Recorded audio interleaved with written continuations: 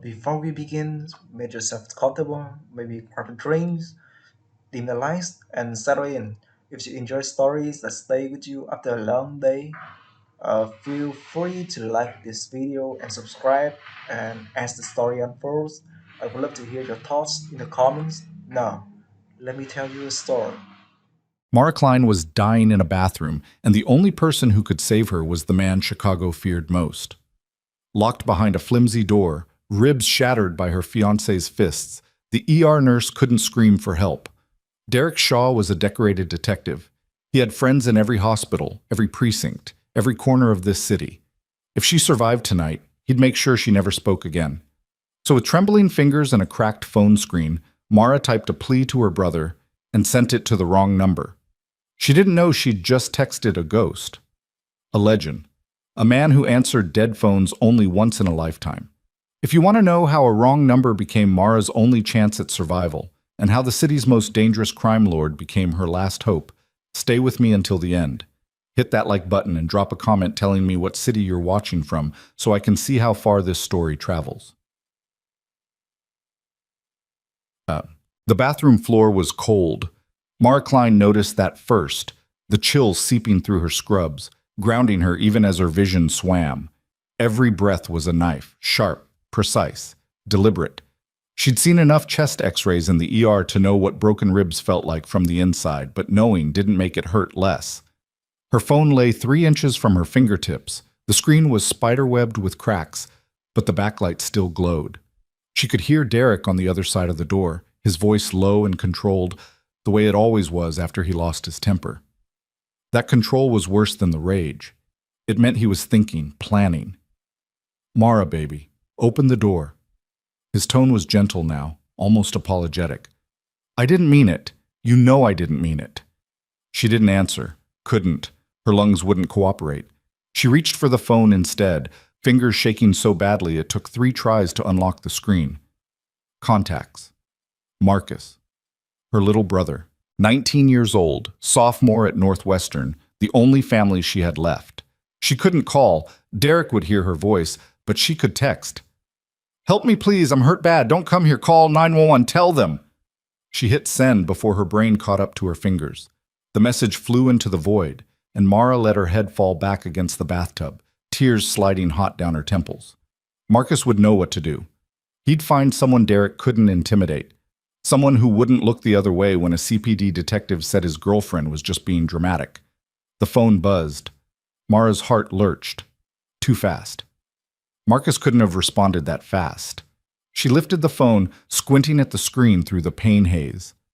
Unknown number. Who is this? Wrong number. She'd mistyped Marcus's number. Of course she had. Her hands were shaking so hard she could barely hold the phone. Mara closed her eyes, fighting back a sob that would definitely crack another rib. She started to delete the thread, but the phone buzzed again. Unknown number. "You said you're hurt. Where are you?" Mara stared at the words.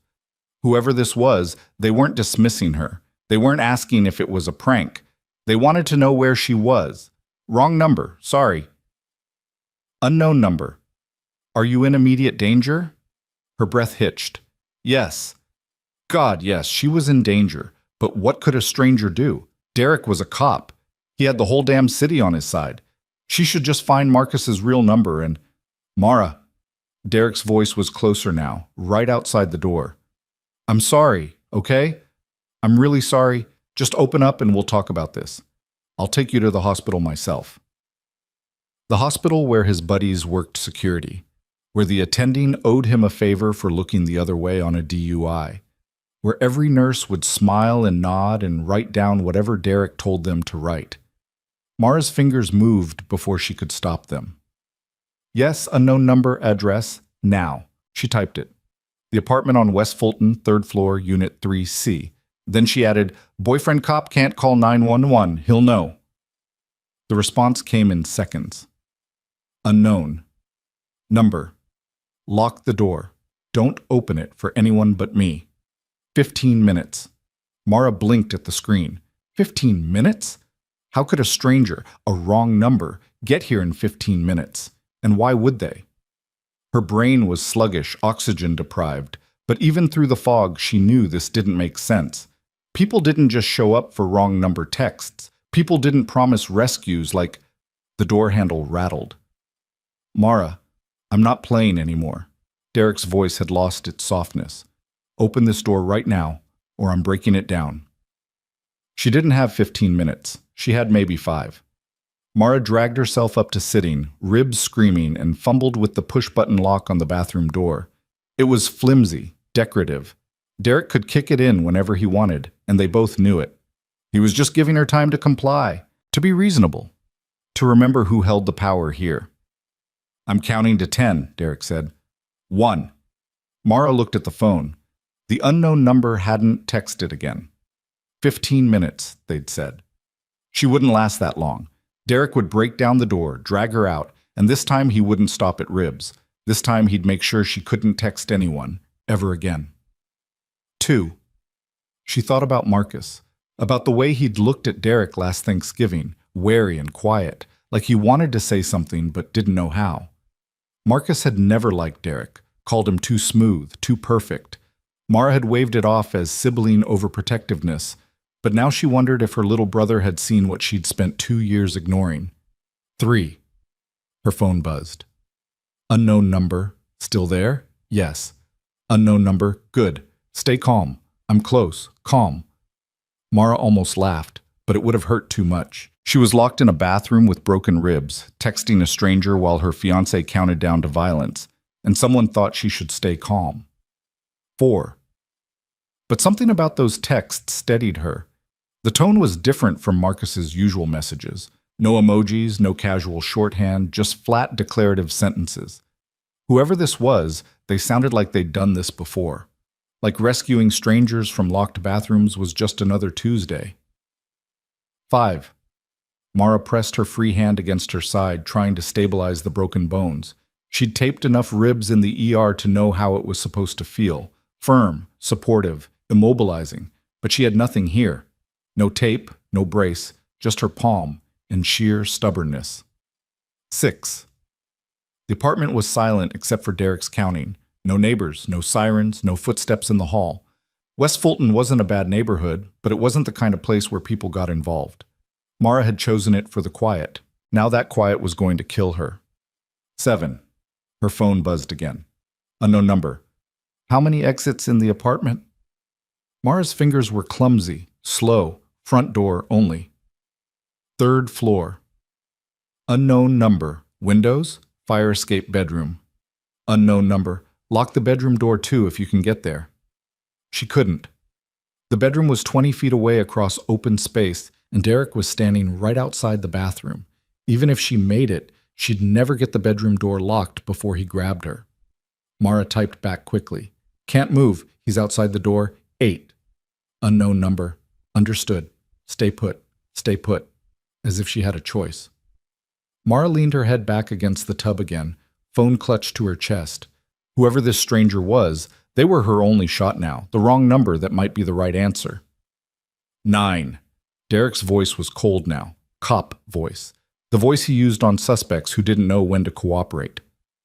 Last chance, Mara. Don't make this worse than it has to be. Worse than broken ribs? Worse than being trapped in her own home by the man she'd almost married? Mara wanted to scream at him, to ask how exactly it could get worse, but her lungs wouldn't let her.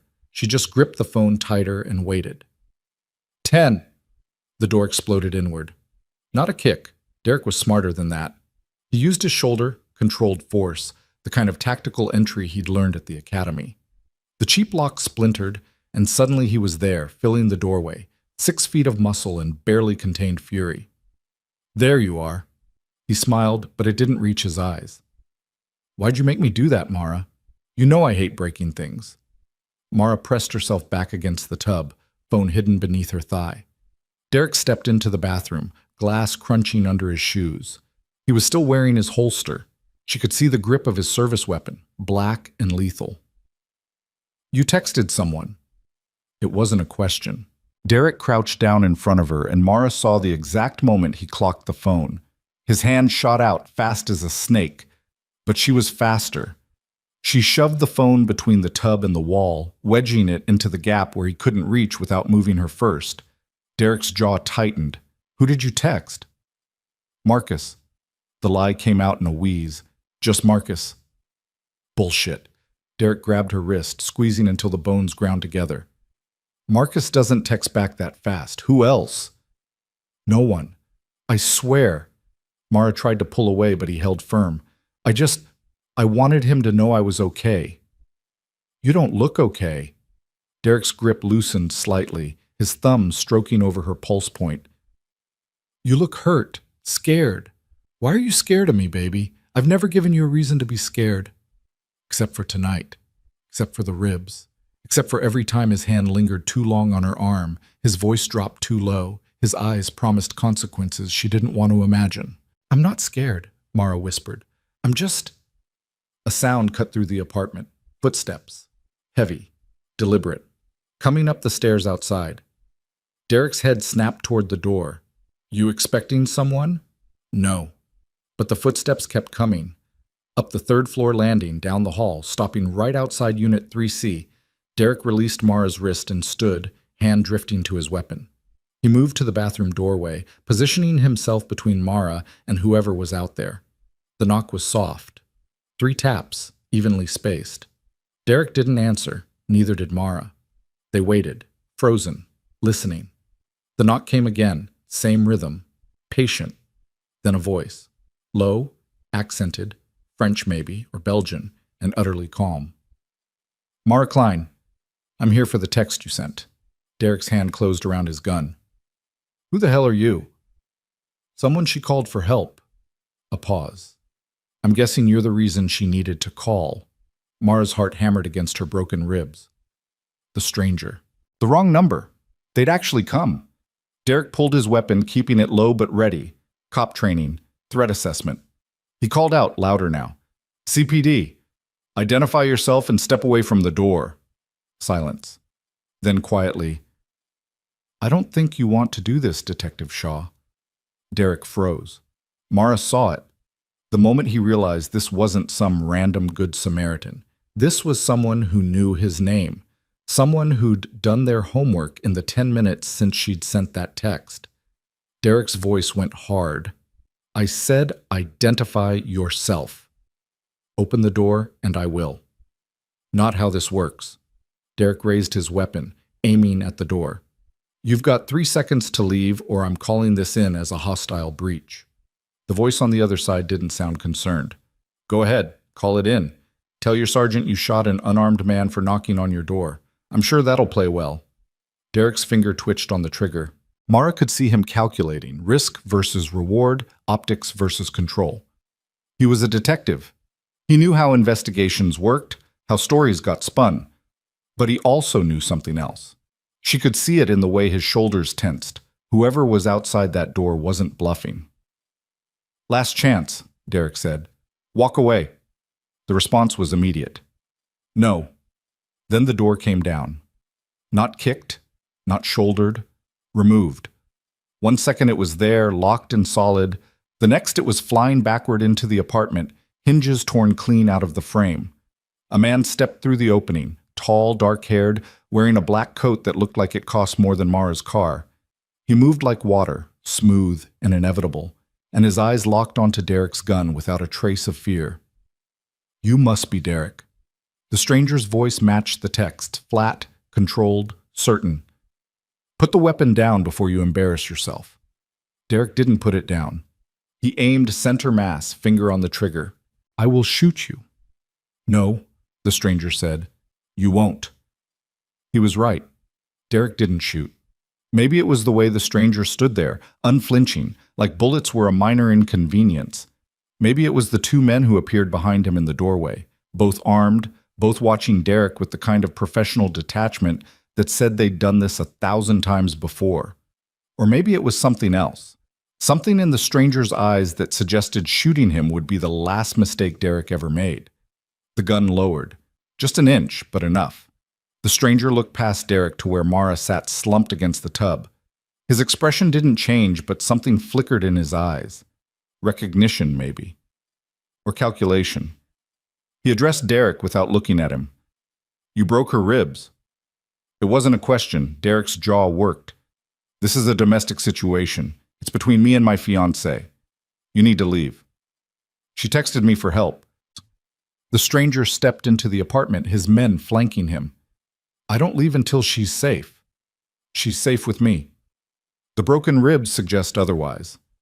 The stranger moved closer, and Derek backed up a step despite himself. Here's what's going to happen. You're going to put that gun away.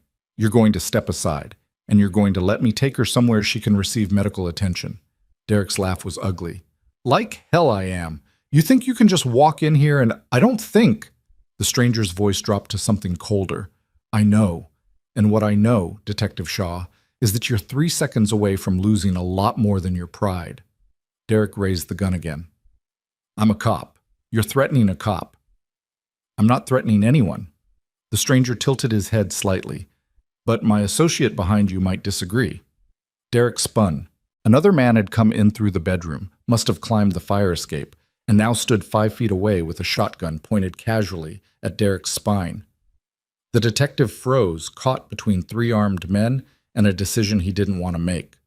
The stranger in the black coat spoke again, softer now. Gun on the floor, slowly. For a long moment, Derek didn't move. Mara could see him thinking, weighing his options. He was a cop. He had backup 1 radio call away. But these men weren't street thugs. They moved like professionals, talked like people used to being obeyed. And something about the way the stranger stood there, patient, certain, utterly in control, suggested that calling for backup would only make things worse. Derek set the gun on the floor. Good. The stranger nodded to one of his men, who immediately stepped forward and kicked the weapon away. Now sit down. I'm not... Sit.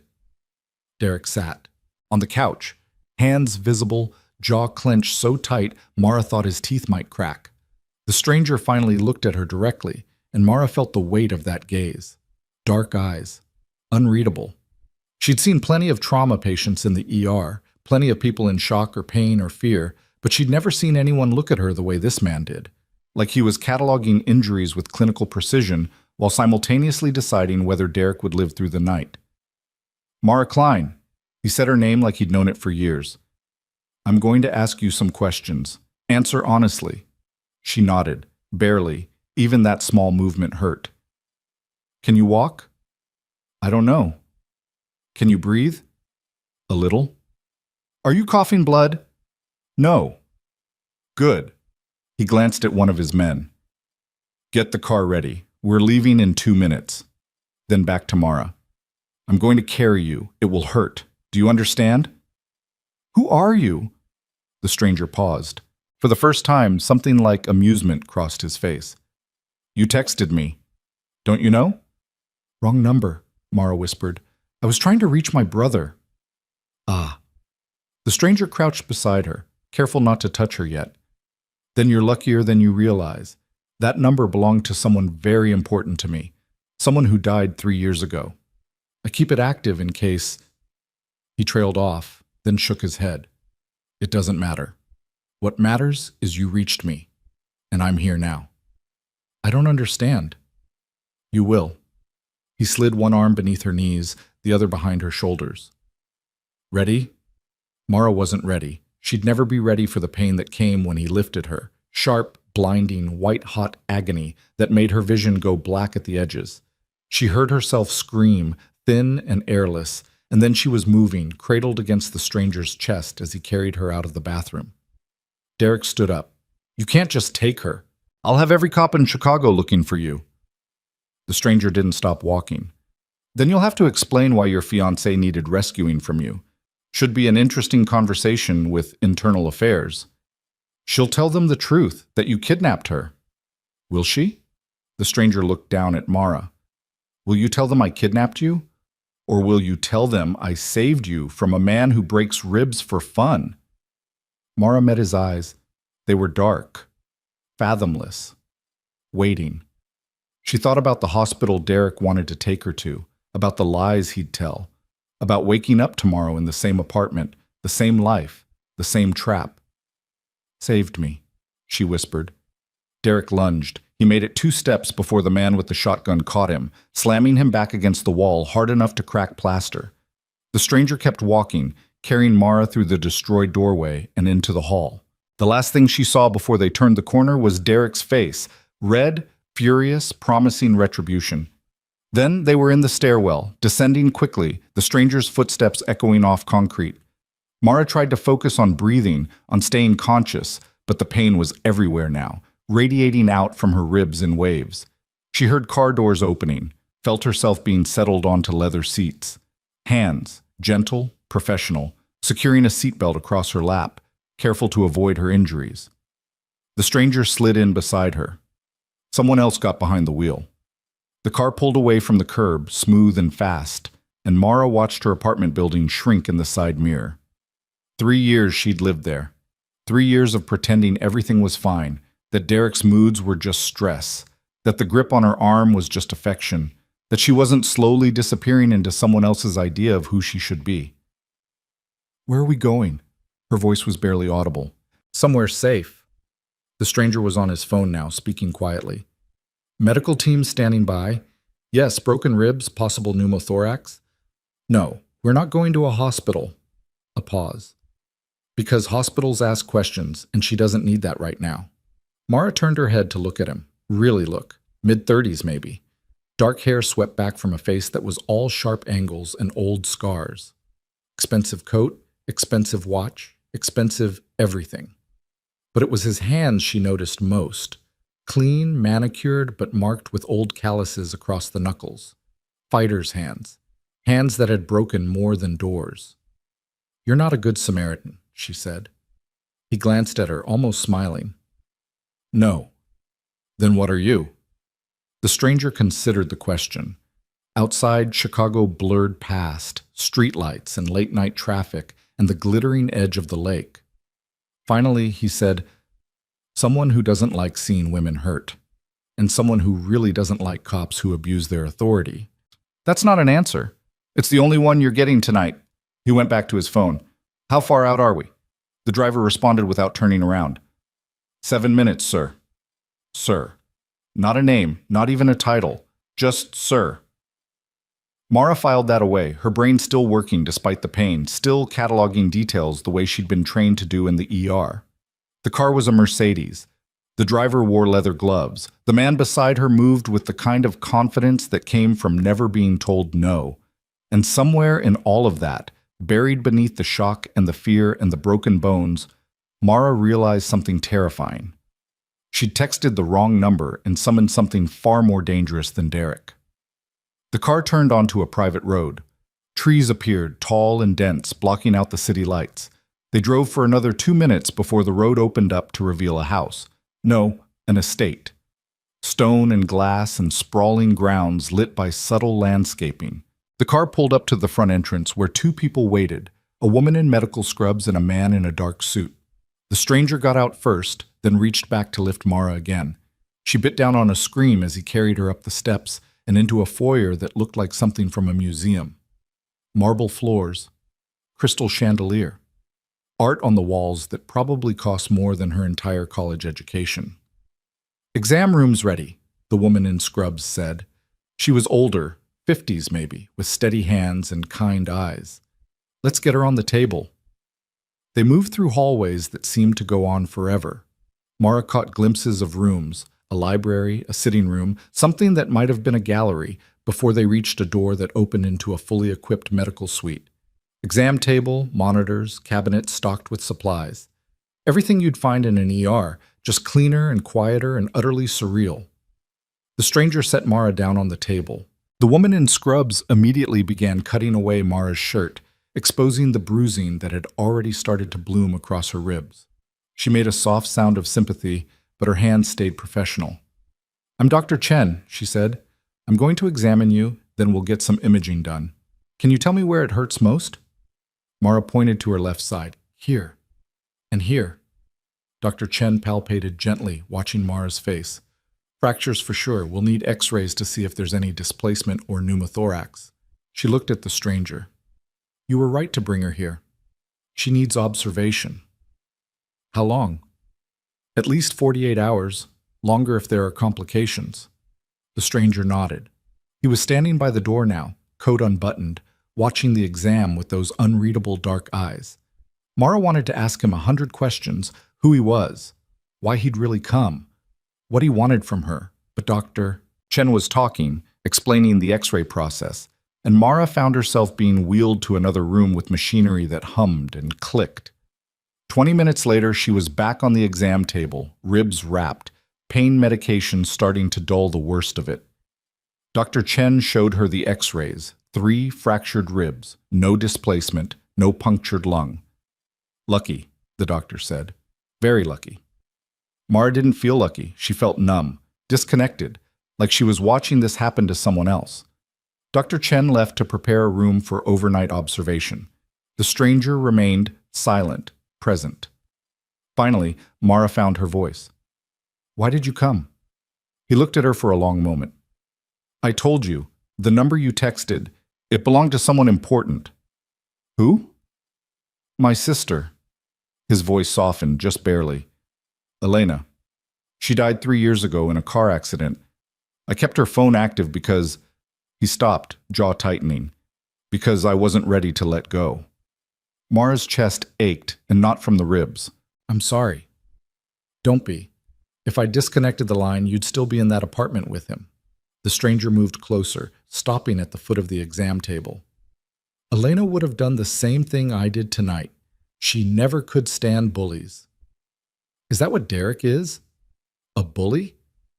He's worse than that. The stranger's expression went cold. He's a coward who hides behind a badge, but he won't hide for long. Something in his tone made Mara shiver. What are you going to do to him? Nothing tonight. Tonight is about making sure you're safe. He pulled out his phone, typed something, then pocketed it again. Tomorrow we'll discuss what happens next. For now, you need rest. I need to call my brother, Marcus. He'll be worried. Not yet. The stranger held up a hand. If you call him, there's a chance Derek is monitoring his phone. We can't risk that. Derek broke your ribs. I think we're past assuming what he would or wouldn't do. The stranger's voice was gentle but firm. Give it 24 hours. Let me make sure you're both safe first. Then you can call whoever you want. Mara wanted to argue, but the exhaustion was catching up to her. The pain meds were making everything soft around the edges, and her eyelids felt like lead. She sagged back against the pillows Dr. Chen had provided, suddenly too tired to fight. What's your name? She asked. The stranger smiled, actually smiled, and it transformed his entire face. Nico. Just Nico? For now. Okay. Mara's eyes drifted closed. Just Nico. Thank you for coming. You're welcome, Mara Klein. His voice was already fading, distant. Sleep now. You're safe here. Safe. The word followed her down into darkness, wrapping around her like a blanket. For the first time in months, maybe years, Mara believed it. She was safe. Whatever came next, whoever this stranger really was, tonight she was safe. And somewhere across the city, in a West Fulton apartment with a broken door and blood on the bathroom floor, Derek Shaw stared at his phone and made a call he'd been putting off for months. The kind of call that couldn't be taken back. The kind that started wars. He didn't know it yet, but answering that call would be the last mistake he ever made. Mara woke to sunlight streaming through floor-to-ceiling windows and the distant sound of water. For one blissful moment, she forgot where she was. Then she tried to sit up, and her ribs reminded her of everything. The room was enormous. Cream-colored walls, hardwood floors, furniture that looked like it belonged in a design magazine. Through the windows she could see gardens. Actual gardens with fountains and stone pathways and roses that probably cost more per bloom than she made in an hour. This wasn't a guest room. This was a suite. The kind of place where presidents stayed, or movie stars, or people who'd never worried about money a day in their lives. A soft knock interrupted her inventory. Dr. Chen entered carrying a tray with breakfast. Real food, not hospital nutrition paste, and a bottle of water. How are you feeling? The doctor set the tray on the bedside table and reached for Mara's wrist, checking her pulse with practiced efficiency. Like I got hit by a truck, by a seat. Close enough. Dr. Chen smiled, but it didn't quite reach her eyes. Your vitals look good. Breathing's improved. Pain level? Manageable. That means you're lying. The doctor pulled out a pen light, checking Mara's pupils. I'm going to adjust your medication. You don't get points for suffering. Mara wanted to argue, but Dr. Chen was already preparing an injection. The relief was almost immediate. Not complete, but enough to let her breathe without wanting to scream. The doctor made notes on a tablet, then gestured to the tray. Eat. You need your strength. She paused at the door. Someone wants to see you when you're ready. No rush. After she left, Mara picked at the food. Toast with butter, scrambled eggs that tasted like actual eggs, not the powdered stuff from the hospital cafeteria. Fresh fruit. Orange juice in a crystal glass. Every bite felt surreal, like she'd fallen through a rabbit hole into someone else's life. She was halfway through the toast when another knock came. This time it wasn't Dr. Chen. Nico entered carrying what looked like shopping bags, expensive ones, with designer logos Mara recognized from magazines. He set them on the chair by the window and turned to face her, and in the morning light she could see details she'd missed last night. The scar above his left eyebrow, the way he moved with absolute economy, no wasted motion. The wedding band he wasn't wearing but had clearly worn once, based on the pale line around his ring finger. Good morning. His voice was the same as last night, calm, controlled, with that faint accent that made every word sound deliberate. Dr. Chen says you're healing well. She says I'm stubborn. Same thing. Nico gestured to the bags. I had some things brought over, clothes, toiletries. I wasn't sure of your size, so there's a range. Mara looked at the bags, then back at him. You didn't have to do that. Yes, I did. You arrived with nothing but torn scrubs. He moved to the window, giving her space. When you're feeling up to it, there are things we need to discuss. About Derek. Among other things. Nico's reflection in the window was unreadable. He made some calls last night, reached out to people he shouldn't have reached out to. Mara's stomach tightened. What kind of people? The kind who think cops make useful assets. Nico turned back to face her. Derek traded information, police intelligence, case files, surveillance schedules, for a promise. What promise?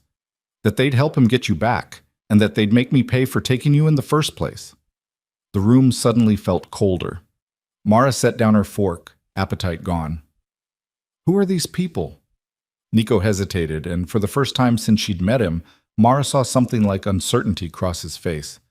Then it was gone, replaced by that same careful control. Do you know who I am, Mara? You said your name was Nico. Nico Moreau.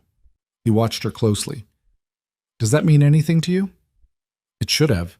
The name tickled something in her memory. News reports maybe, or conversations overheard in the ER between cops who thought nurses didn't listen. Moreau. French name. Chicago. Something about organized crime, but the details were fuzzy, buried under years of deliberately not paying attention to the darker parts of the city. Should it? Nico's mouth curved into something that wasn't quite a smile. Most people would say yes, but you're not most people, are you? He pulled a chair over and sat down, close enough to talk quietly but far enough to not crowd her. I run certain operations in this city. Import, export, investments. Some legal, some less so. The people Derek contacted, the Petrov Bratva, they're competitors. Russians who've been trying to move into my territory for the past 5 years. Mara processed that. Operations, territory, Bratva. The words painted a picture she didn't want to look at too closely. You're telling me you're a criminal. I'm telling you I'm someone Derek should never have crossed. Nico leaned forward slightly. He gave them my location, my routines, the names of people close to me. In exchange, the Bratva promised to help him retrieve you and eliminate me as a problem. What Derek doesn't understand is that he just started a war he can't possibly win. And I'm in the middle of it. You were in the middle of it the moment you sent that text. Nico's voice softened. But I'm not going to let them touch you. That's a promise. Mara wanted to believe him. God, she wanted to believe him. But she'd believed Derek too once upon a time. Believed him when he said he loved her, when he said the first shove was an accident, when he said he'd never hurt her again. Belief was a luxury she couldn't afford anymore. Why? The question came out harsher than she'd intended. Why do you care what happens to me? I'm nobody to you. A wrong number. Nico was quiet for a long moment. When he spoke, his voice was different, softer, weighted with something that sounded almost like grief. My sister Elena was a lot like you, smart, stubborn, determined to help people even when it cost her. She was a social worker, spent her days pulling kids out of bad situations, finding them safe places to land. He paused, jaw tightening. 3 years ago, one of those kids had a father who didn't like being told he couldn't see his daughter anymore. He followed Elena home from work, ran her off the road at 60 miles an hour. By the time I got to the hospital, she was already gone. Mara's throat tightened. I'm sorry. The father was never charged. Insufficient evidence, they said. Couldn't prove intent. Nico's hands curled into fists, then slowly relaxed. I kept Elena's phone active because I couldn't accept that she was just gone, that her voice was just silence. And then last night, 3 years later, that phone lit up with a message from someone who needed exactly the kind of help Elena would have given. So I'm what? A second chance? A way to make up for not saving her? No. Nico met her eyes directly. You're someone who deserves better than what Derek gave you. And I have the resources to make sure you get it. Resources? Mara let the word hang between them. You mean money, power, the kind that comes from breaking laws? Yes. At least he was honest. Mara had to give him that. No prettying it up, no justifications about gray areas or necessary evils. Just yes. She looked at him, really looked, and saw someone who'd built an empire on things she'd spent her life trying to fix. But she also saw someone who'd dropped everything to answer a stranger's cry for help. Someone who'd carried her gently even when it would have been easier to walk away. What happens now? She asked. Now you rest. Heal. When you're strong enough, we'll figure out next steps. Nico stood. In the meantime, this house is secure. 24-hour surveillance, armed guards, the works. Derek can't touch you here. What about Marcus? My brother, he'll be looking for me by now. I know. Nico pulled out his phone, pulled up a photo, and showed it to her. Is this him? The image showed a young man with Mara's same dark hair and sharp jawline, walking across a college campus with a backpack slung over one shoulder.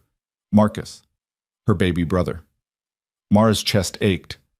Where did you get this? My people have been watching him since last night, making sure Derek doesn't try to use him as leverage. Nico pocketed the phone. He's safe. I can arrange a call if you want, but it has to be on a secure line. No personal phones. Why not? Because Derek is a cop with access to surveillance equipment, and because the Bratva have hackers who can trace a call in under 90 seconds. Nico moved toward the door. I'm not trying to isolate you, Mara. I'm trying to keep you alive. There's a difference. He left before she could respond. The door clicked shut, and Mara was alone again with her thoughts and the breakfast she couldn't finish. She pushed the tray aside and eased herself out of bed, moving slowly to the window. The garden stretched out below, green and perfect and completely foreign. Somewhere out there was Chicago, her city, her life, her brother. And somewhere in that same city was Derek, making deals with Russians and planning retribution. Mara pressed her palm against the glass. The surface was cool, smooth, probably bulletproof knowing Nico. She'd traded one kind of cage for another. Derek's apartment had been prison bars disguised as love. This place was prison bars disguised as luxury. Both were still cages. But there was a difference, she realized. Derek's cage had been locked from the outside. This one Nico was offering to open, eventually. When she was ready. When it was safe. If it was ever safe.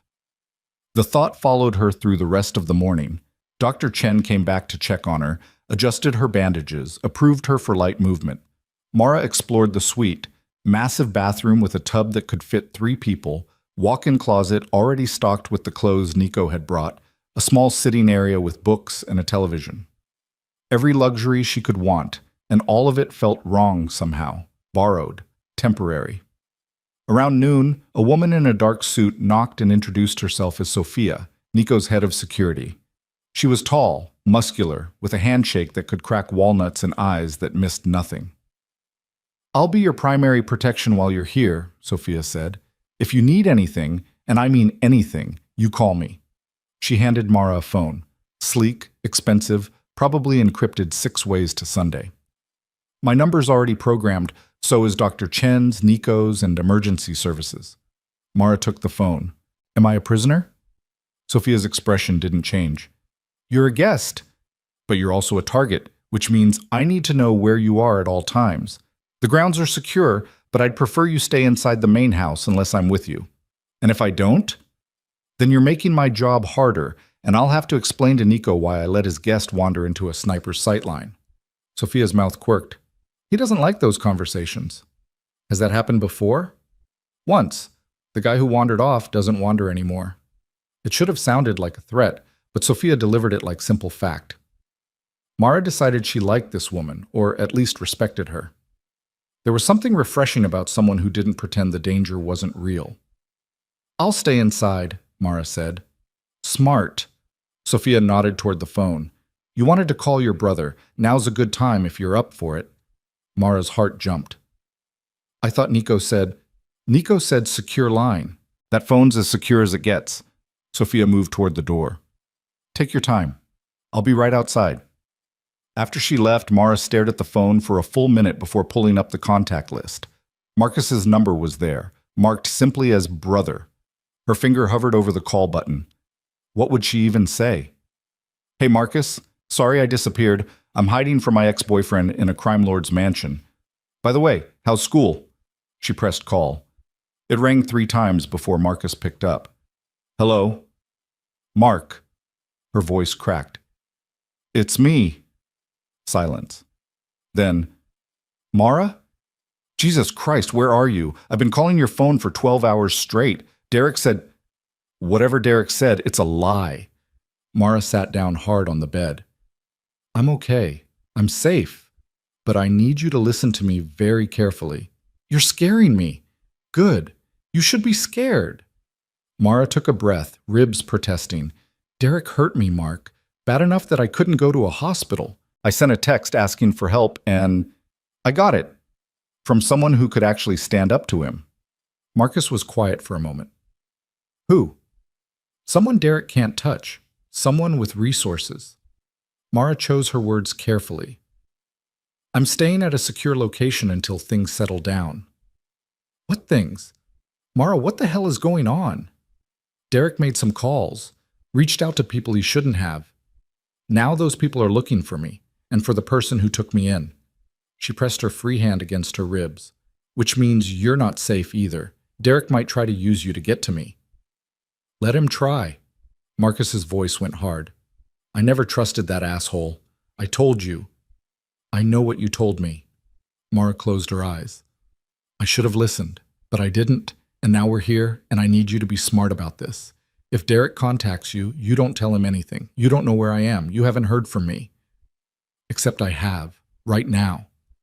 On a phone he can't trace. Mara looked at the device in her hand. This number is clean. You can reach me here, but only here. Don't call my old phone, don't email, don't try to find me. Just trust that I'm safe and that the people protecting me know what they're doing. Another long pause. Then, are you really okay? I'm healing. It wasn't exactly an answer, but it was the truth. I'll call you again in a few days. Until then, stay on campus, stay around people, and if anything feels wrong, you call this number immediately. Understand? Mara, do you understand? Yeah. Marcus sounded young suddenly, scared. I understand. I love you, little brother. Love you too. He hesitated. Just come home safe, okay? Whenever this is over, come home. Mara hung up before he could hear her cry. She sat there on the bed, phone clutched in both hands, and let herself break down for exactly 60 seconds. Then she wiped her face, steadied her breathing, and pulled herself back together. Marcus was safe. She was safe. That had to be enough for now. A knock came at the door, Sophia checking in probably, but when Mara called out, it was Nico who entered. He took one look at her face and stopped. Bad call? Good call. Hard call. Mara set the phone aside. Thank you for letting me talk to him. Of course. Nico leaned against the doorframe. There's something else. Derek filed a missing persons report this morning. Told the department you were having a mental health crisis and disappeared from the apartment. Of course he did. There's an APB out. Your photo's being circulated. If anyone spots you, I know. Mara cut him off. I'm a nurse. I know how this works. He's painting me as unstable so that when I tell people what he did, they won't believe me. Nico nodded slowly. He's also claiming I kidnapped you, that I'm dangerous, possibly armed, definitely violent. There's already a task force being assembled. Can't you just, I don't know, explain what really happened? To who? The CPD? Nico's smile was bitter. Half of them owe Derek favors. The other half won't cross him because he's one of their own. And even if I could get someone to listen, what would I tell them? That I'm holding you in my estate for your own protection? That Derek's working with Russian criminals? They'd arrest me on the spot. So what do? We wait. Nico pushed off from the doorframe. Derek wants you scared and isolated. The Bratva wants me exposed and vulnerable. We give them neither. You stay here, stay safe, and I handle the external situation. Handle it how? However I need to. His expression went carefully blank. You don't want details. He was right. She didn't. Mara looked away, focusing on the gardens outside. This is going to get worse before it gets better, isn't it? Yes. No hesitation, no false comfort, just the truth. But it will get better eventually, I promise you that. But Mara wanted to ask how he could promise something like that, how anyone could be certain of the future when the present was this chaotic. But then she remembered the way he'd walked into her apartment last night. No fear, no doubt, just absolute conviction that he would succeed. Maybe that was what power really meant. Not money or guns or connections, but the bone-deep certainty that you could shape the world to your will. I should let you rest, Nico said.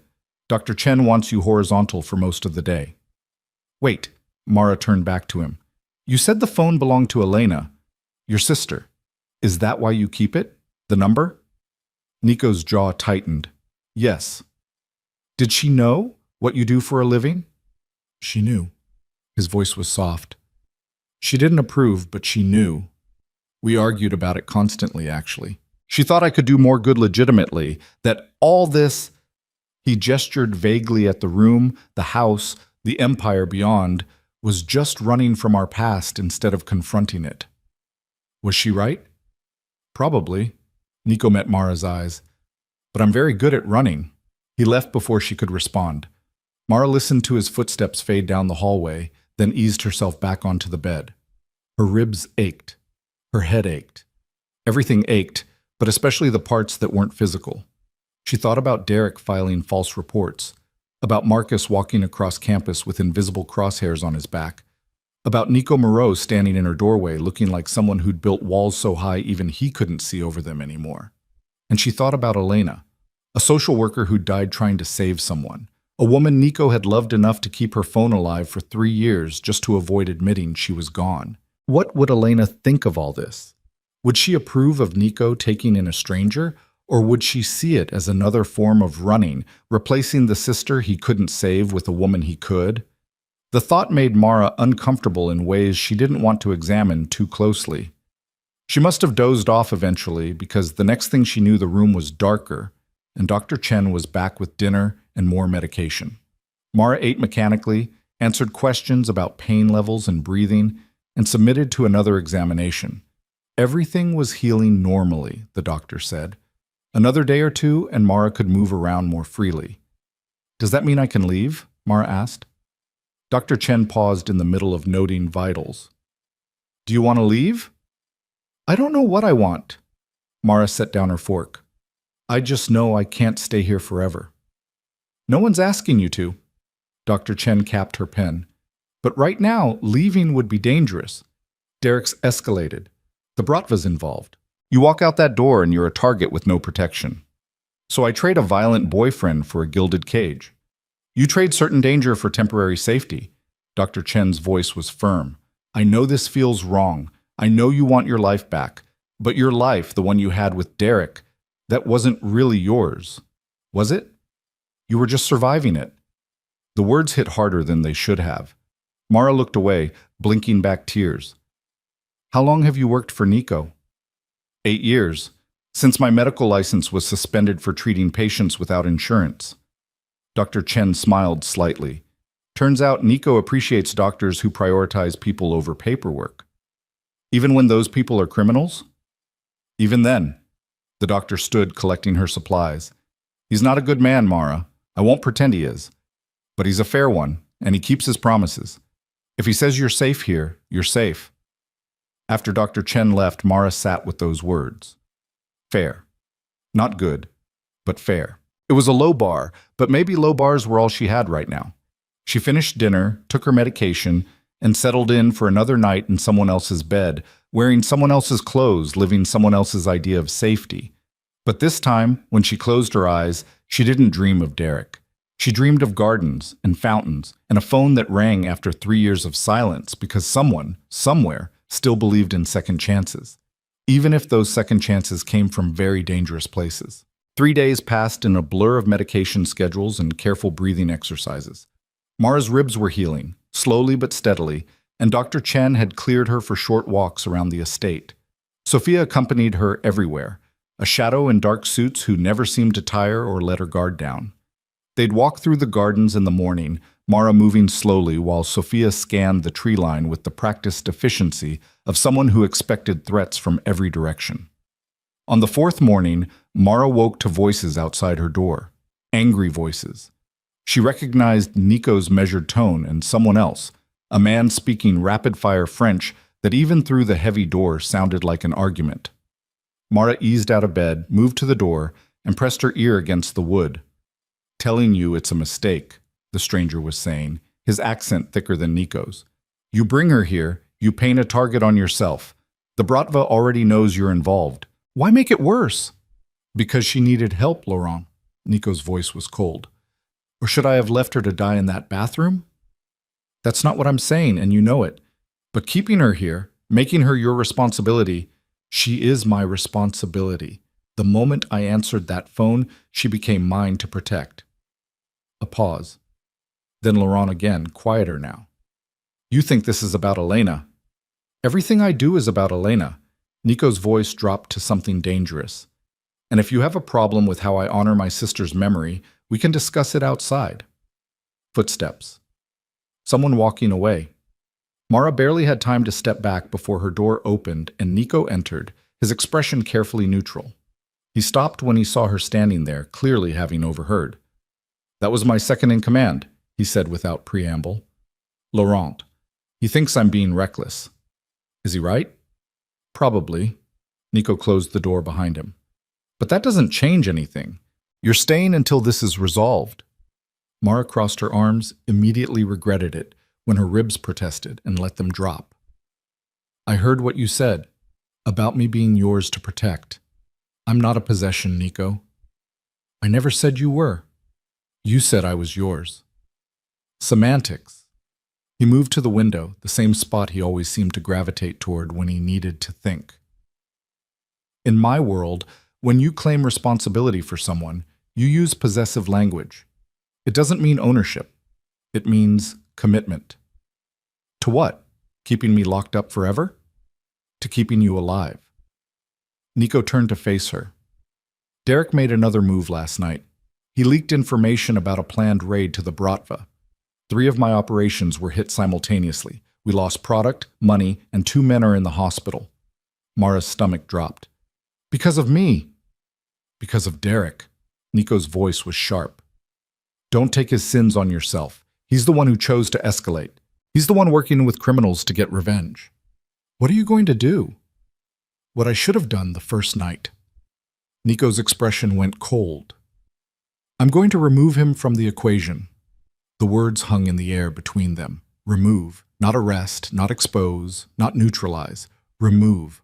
Mara knew what that meant, even if Nico wasn't saying it directly. She should have been horrified.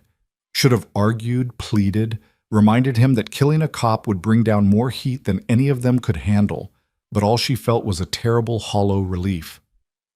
When? She asked. Nico's eyes widened fractionally. You're not going to try to stop me. What would be the point? You've already decided. Mara moved to the bed, sat down carefully. Besides, Derek made his choice. He's trying to have you killed. Why shouldn't you defend yourself? Because you're a nurse. You took an oath to do no harm. I took an oath to help people heal. Derek's beyond healing. Mara looked up at him. When are you doing it? Nico studied her for a long moment. Whatever he was looking for, he must have found it, because he nodded slowly. Tonight. There's a handoff meeting between Derek and the Bratva's lieutenant. We're going to interrupt it. And then? And then Derek won't be a problem anymore. Nico crossed the room, crouched down in front of her so they were eye level. I need you to understand something. What happens tonight, it's not justice. It's not legal. It's just necessary. If you can't live with that, tell me now. Mara thought about the bathroom floor, about broken ribs and Derek's controlled rage, and the knowledge that he would have killed her eventually, maybe not that night, but someday soon. She thought about Marcus being watched, about 3 years of pretending everything was fine, about the moment she'd realized the man she loved was just a monster who'd learned to smile. I can live with it, she said. Nico's hand came up, almost touching her face, then dropped. You're stronger than you look. I'm a trauma nurse. I've been strong for a long time. I just forgot it for a while. He stood, and some of the coldness left his expression. There's something else. Something I need to show you before tonight. Mara followed him out of the suite, down hallways she hadn't explored yet. Sophia fell into step behind them, silent as always. They descended a staircase to what Mara assumed was the ground floor, but Nico kept going, another flight down, into a basement level that was all concrete and steel. At the end of a long corridor, he stopped in front of a heavy door and pressed his palm against a biometric scanner. The door opened with a hydraulic hiss.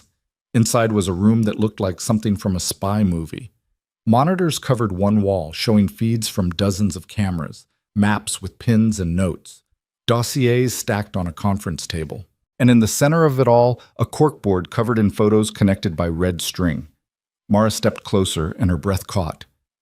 Derek's face stared back at her from at least 20 different angles. Surveillance photos, candids, what looked like stills from traffic cameras. But Derek wasn't alone in these pictures. There were other men, hard-faced, tattooed, clearly not cops. And in several images, Derek was handing over what looked like file folders or USB drives. We've been tracking him since the night I took you, Nico said. Every meeting, every call, every move. He's been feeding the Bratva information for months, Mara, long before you texted me. Mara moved to the board, studying the photos. What kind of information? Police deployments, surveillance schedules, witness protection locations. At least 4 people are dead because Derek sold them out. Nico pointed to a photo of Derek shaking hands with a man covered in prison tattoos.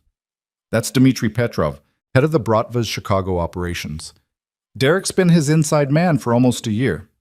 Why? Derek made good money. He didn't need... It wasn't about money, Sophia spoke up from the doorway. It was about power. Derek liked feeling important, liked having leverage. The Bratva gave him that. Mara stared at the board. A year. Derek had been dirty for a year, and she'd been too blind to see it, too busy covering shifts at the hospital, too tired to notice when he came home late smelling like expensive cigars and cheap perfume, too in love with the idea of who he was supposed to be to see who he actually was. I was an idiot, she whispered. You were in love. Nico's voice was surprisingly gentle. That's not the same thing. Feels like it. Love makes us all idiots eventually. He gestured to the photos. But now you know the truth. Derek isn't just a bad cop. He's a traitor who's gotten people killed. What we're doing tonight, it's not just about protecting you. It's about stopping him before more people die. Mara turned away from the board. Show me everything. I want to know exactly what he's done. For the next 2 hours, Nico walked her through Derek's crimes. The witness who'd been relocated to Milwaukee and found dead in his apartment 3 days later. The evidence locker that had been raided, letting 2 murder suspects walk free.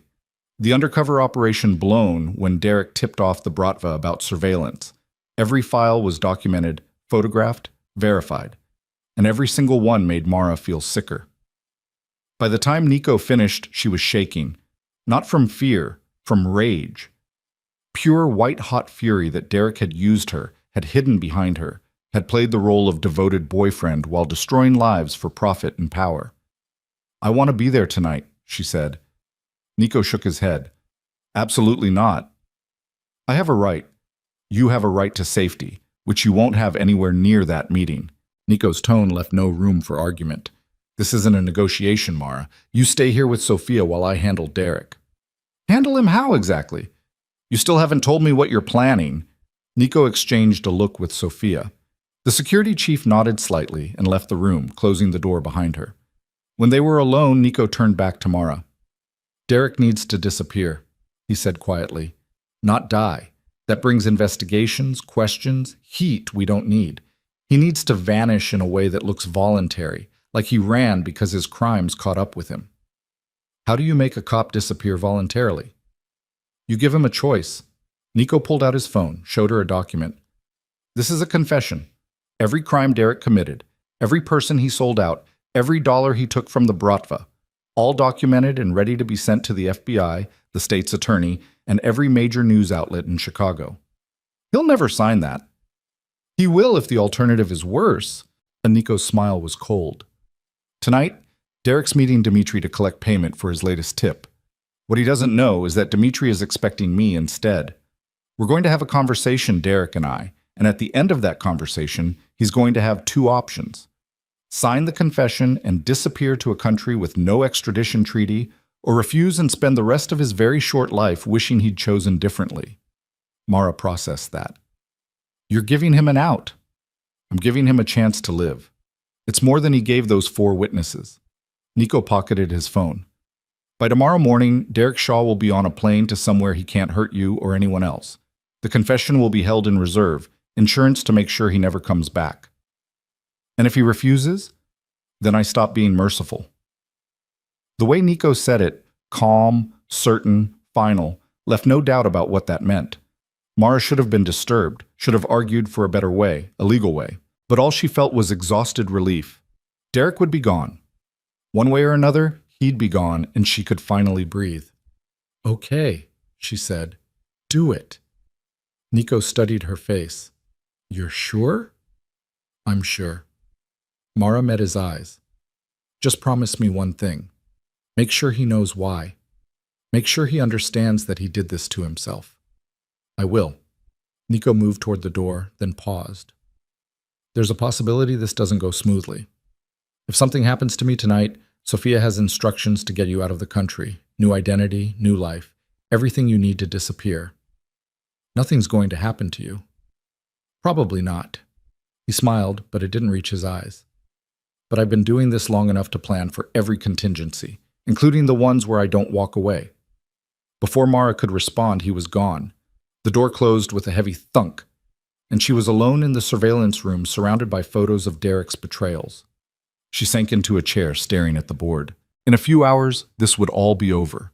Derek would be gone, the Bratva would lose their inside man, and Mara could start figuring out what came next. If Nico survived. The thought sent a chill through her. She barely knew this man. Shouldn't care whether he made it through the night. But the truth was, she did care. Cared because he'd answered a wrong number when he could have ignored it. Cared because he'd carried her gently when he could have left her to die. Cared because somewhere under all the criminal empire and calculated violence was a man who'd kept his dead sister's phone alive for 3 years just to feel less alone. Mara pulled out the encrypted phone Nico had given her and dialed Marcus. Hey, her brother answered on the first ring.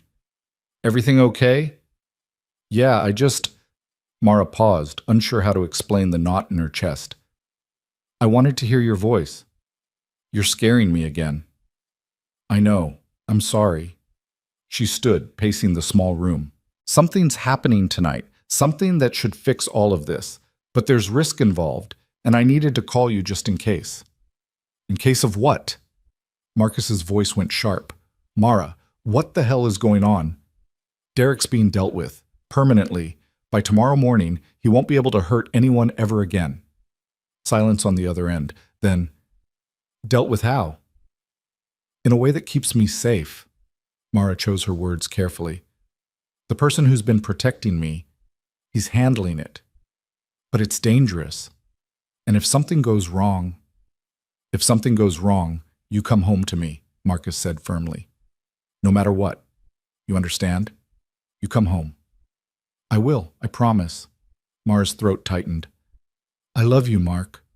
More than anything. You know that, right? Of course I know that. You're my sister, my only family. His voice cracked slightly. Just be safe, okay? Whatever happens tonight, just be safe. They talked for another 10 minutes before Mara finally disconnected. She felt better having heard his voice, but the knot in her chest remained. She left the surveillance room and made her way back upstairs where Sophia was waiting in the hallway. He told you, the security chief said. Not a question. He told me. And you're okay with it? Mara thought about that. Was she okay with Nico threatening Derek with potentially killing him if he refused to leave? A week ago, the answer would have been an immediate no. But that was before broken ribs, before learning Derek had been dirty for a year, before realizing the man she'd loved was a lie wrapped in a badge. I'm okay with it, she said. Sophia nodded. Good. Because here's what's going to happen. You and I are going to spend the evening in the safe room on the 3rd floor. It's reinforced, has its own air supply, and can withstand pretty much anything short of a direct missile strike. We stay there until Nico gives the all clear. What if he doesn't? Give the all clear, I mean.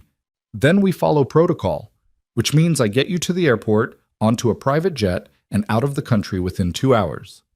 Sophia's expression was unreadable. But that's not going to happen. Nico's very good at what he does, which is surviving.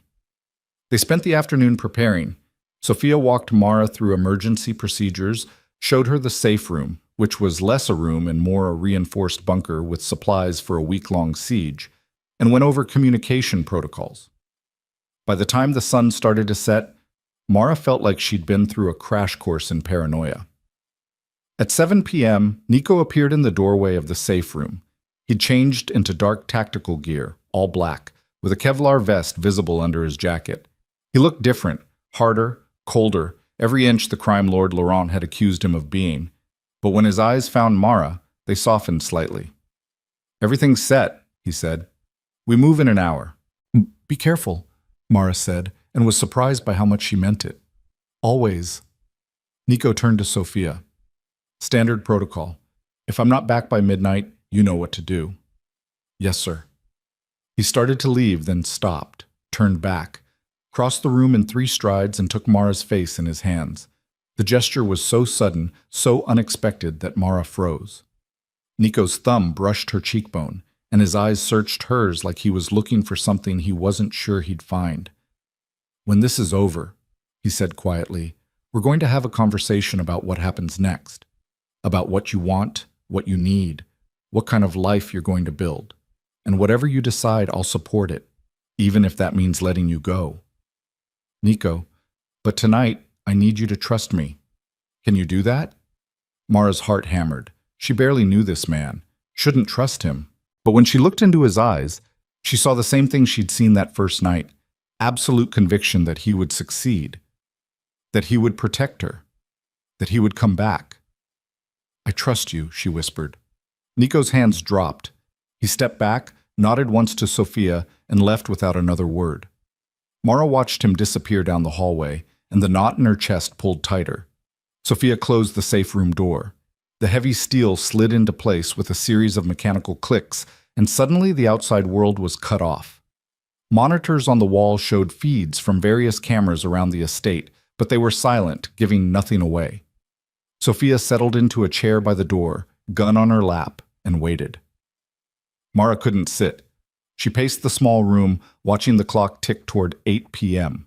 Somewhere in the city, Nico was moving into position. Derek was walking into a trap he didn't know existed, and the Bratva lieutenant was expecting a payoff that would never come. Too many variables, too many things that could go wrong. At 8:15, Sophia's phone buzzed. She checked it, then looked at Mara. They're in position. Meeting starts in 10 minutes. How long until we know? 30 minutes, maybe 40. Depends on how reasonable Derek decides to be. Mara resumed pacing. The safe room suddenly felt suffocating, too small, too quiet, too far from where she needed to be. She thought about Nico's face before he left, about the way he'd touched her like he was memorizing the moment, like he thought he might not get another chance. 8:30. Sophia's phone buzzed again. This time her expression tightened. What? Mara demanded. What's wrong? Contact. They've engaged. Sophia stood, moving closer to the monitors. Nico's team just moved in. And? And now we wait. The next 20 minutes were the longest of Mara's life. Sophia's phone buzzed periodically, each message making her expression more tense. Mara wanted to grab the device, to read the updates herself, but she forced herself to stay back, to trust the process, to trust Nico. At 8:57, the lights went out. Not just in the safe room, everywhere. Every monitor went black. Every LED died. The emergency lighting kicked in after 3 seconds, bathing everything in red, but the sudden darkness made Mara's heart lurch. What happened? She asked. Sophia was already moving, weapon drawn. Grids down. Could be a blown transformer, could be gunfire. Distant but unmistakable. Somewhere on the ground, someone was shooting. Sophia grabbed Mara's arm and pulled her to the far corner of the safe room, away from the door. Stay here. Don't move. Don't make a sound. What's happening? I don't know yet. Sophia's phone was dead. No signal, no power, nothing. She cursed in what sounded like Russian and moved to the door, pressing her ear against the steel. More gunfire. Closer now. Then voices shouting in a language Mara didn't recognize. Sophia turned back to Mara, and for the first time since they'd met, the security chief looked worried. We've been breached, she said.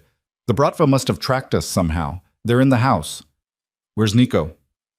Still at the meeting site, as far as I know. This is a separate assault. Sophia checked her weapon. They're trying to get to you while he's occupied. Smart, if they can pull it off. Can they? Sophia's smile was grim. Not while I'm breathing. The door exploded inward. Part 3. Louis. Viet 6000, 6500. Tu liên kết liên mật với các phần trước trong câu chuyện. Phá hủy thoại tạo thành một câu chuyện liên mật khi ghép lại. Mỗi phần liền mạch với phần trước, không giới thiệu lại câu chuyện ở đầu phần mới. Liên kết các phần của câu chuyện một cách liền mạch. Sử dụng câu chuyện tiếp giữa các phần. Duy trì chủ đề, tránh ngắt quãng đột ngột, không sử dụng gạch đầu dòng hoặc tiêu đề phụ.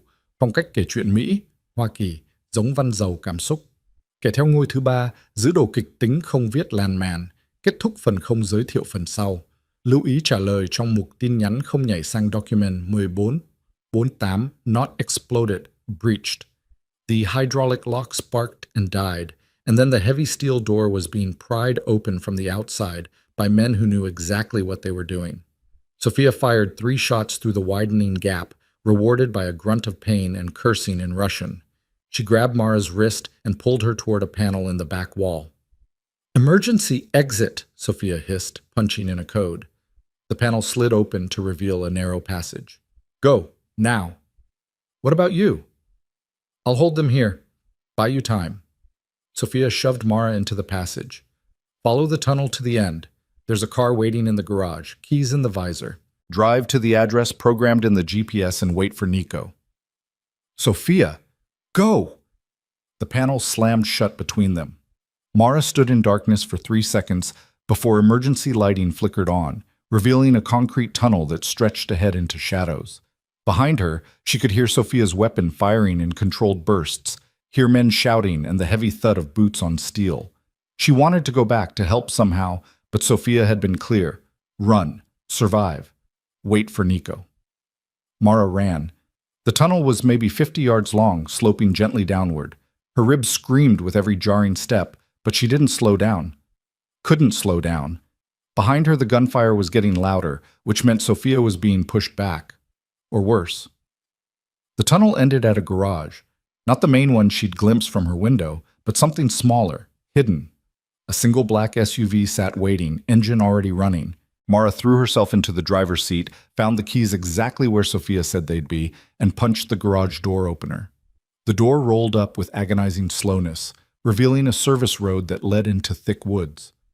She was reaching for the gear shift when headlights washed over the windshield. 3 vehicles blocked the service road. Big, dark SUVs with men pouring out of them, at least a dozen, all armed, moving with military precision. Mara's hand froze. There was no way past them. No way through. She looked in the rearview mirror, but the tunnel was the only other exit, and going back meant running straight into whoever had breached the safe room, trapped. The lead man approached the driver's window, weapon trained on her head. He was tall, broad-shouldered, with a face that looked like it had been broken and badly reset multiple times. When he spoke, his English was thickly accented. "Mara Klein, you will come with us. Now." "No." Her voice shook but held. "I'm not going anywhere." The man smiled. It wasn't friendly. "You misunderstand. This is not request. You come or we drag you. Either way, you come." Mara's mind raced. The SUV was armored. Sophia had mentioned that during one of their walks. Bulletproof glass, reinforced panels. If she could just get it moving, maybe she could ram through their blockade, get to the main road, call for help. It was a terrible plan. A suicidal plan. But it was the only plan she had. Her foot found the gas pedal. The SUV lurched forward. The Russian barely had time to dive out of the way before she crashed into the first vehicle blocking her path.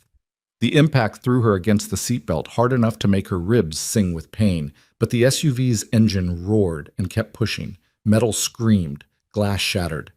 For one beautiful moment, Mara thought she might actually make it through. Then gunfire erupted. Not at her, the armored SUV could take that, but at the tires. They shredded in seconds, and suddenly the vehicle was listing, dragging, slowing despite her foot pressed flat to the floor. She made it maybe 20 feet before the engine seized and died. Hands grabbed her door, wrenched it open. Mara tried to fight, tried to kick and scratch and bite, but there were too many of them. They hauled her out of the SUV, zip-tied her wrists behind her back, and threw her into one of their vehicles. The door slammed, the engine started, and just like that, she was moving away from Nico's estate, away from safety, away from everything. The man who'd spoken to her earlier climbed into the back seat beside her. Up close, he smelled like cigarettes and old leather. "You make this difficult," he said conversationally. "Dmitri will not be pleased. Dmitri can go to hell. Perhaps, but first he wants to meet woman who has caused so much trouble."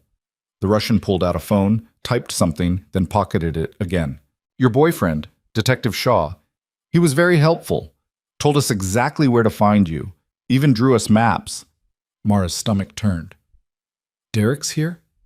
"Nearby, waiting with Dmitri. They have business to discuss." The man's smile widened.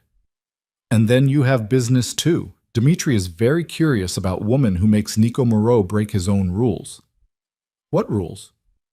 "Moreau does not get involved, does not take sides in domestic matters, does not risk his empire for strangers." The Russian studied her face. "But for you, he does all of these things. Why?" "I don't know." "I think you do." He leaned closer. "I think maybe you are more than stranger to him. Maybe you remind him of someone. Or maybe," his eyes glinted, "maybe he has found new weakness. And weaknesses, Miss Klein, they can be exploited." Mara kept her mouth shut. They drove for maybe 15 minutes, leaving the woods behind and entering an industrial area on the far south side. Warehouses and empty lots stretched in every direction, punctuated by streetlights that barely worked. The convoy pulled up to a large building with no windows and boarded-up doors. Not abandoned, though. Mara could see armed guards positioned around the perimeter, and lights glowing through cracks in the boards. They hauled her out of the SUV and into the warehouse. Inside was one massive open space, mostly empty except for some shipping containers stacked in the back and a makeshift meeting area in the center. Folding chairs, a card table, and standing beside it, looking smug and terrified in equal measure, was Derek. He'd aged in the past week. New lines around his eyes, jaw covered in stubble, hands that couldn't quite stay still. When he saw Mara, something flickered across his face, guilt maybe, or regret, but it vanished quickly, replaced by defensive anger. "There she is," he said, voice too loud. "See? I told you I could deliver." The man sitting at the card table stood slowly. He was older than the others, 60s maybe, with silver hair and a face that looked almost grandfatherly if you ignored his eyes. Those were cold, dead. The eyes of someone who'd done terrible things and felt nothing. "Dmitri Petrov," the Russian introduced himself with a slight bow. "Welcome, Miss Klein. I apologize for the rough treatment, but you understand, Moreau's people made things difficult. Where's Sophia? Mara demanded. The woman guarding me, where is she? Alive, last I heard. My men are not savages. They only kill when necessary. Dmitri gestured to a chair. Please sit. We have much to discuss. I'll stand. You will sit. The words were soft, but left no room for argument. Two men grabbed Mara's shoulders and forced her into the chair. Dmitri nodded approvingly. Better. Now, let us talk about your situation. There's nothing to talk about. Nico's going to come for me, and when he does, he will walk into trap. Dmitri pulled out his own phone, showed her a map with GPS coordinates. Right now, Moreau is at warehouse 3 miles from here. He thinks he is meeting Derek and myself to discuss terms. What he does not know is that building is wired with enough explosives to level city block. The moment he walks inside, boom. He spread his hands. No more Nico Moreau. No more problem. Mara's blood turned to ice. You're lying. Am I? Derek, tell her. Derek wouldn't meet her eyes. It's true. Dmitri showed me the setup. Remote detonator, military-grade explosives. Nico's walking into an ambush. Why are you telling me this?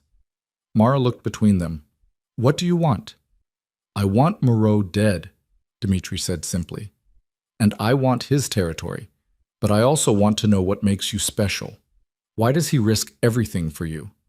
I'm not special. I'm just someone he helped. No. Dmitri leaned forward. You are more. You must be. Moreau has no family left. No weaknesses. And then you appear and suddenly he is vulnerable. Making mistakes. Acting on emotion instead of calculation.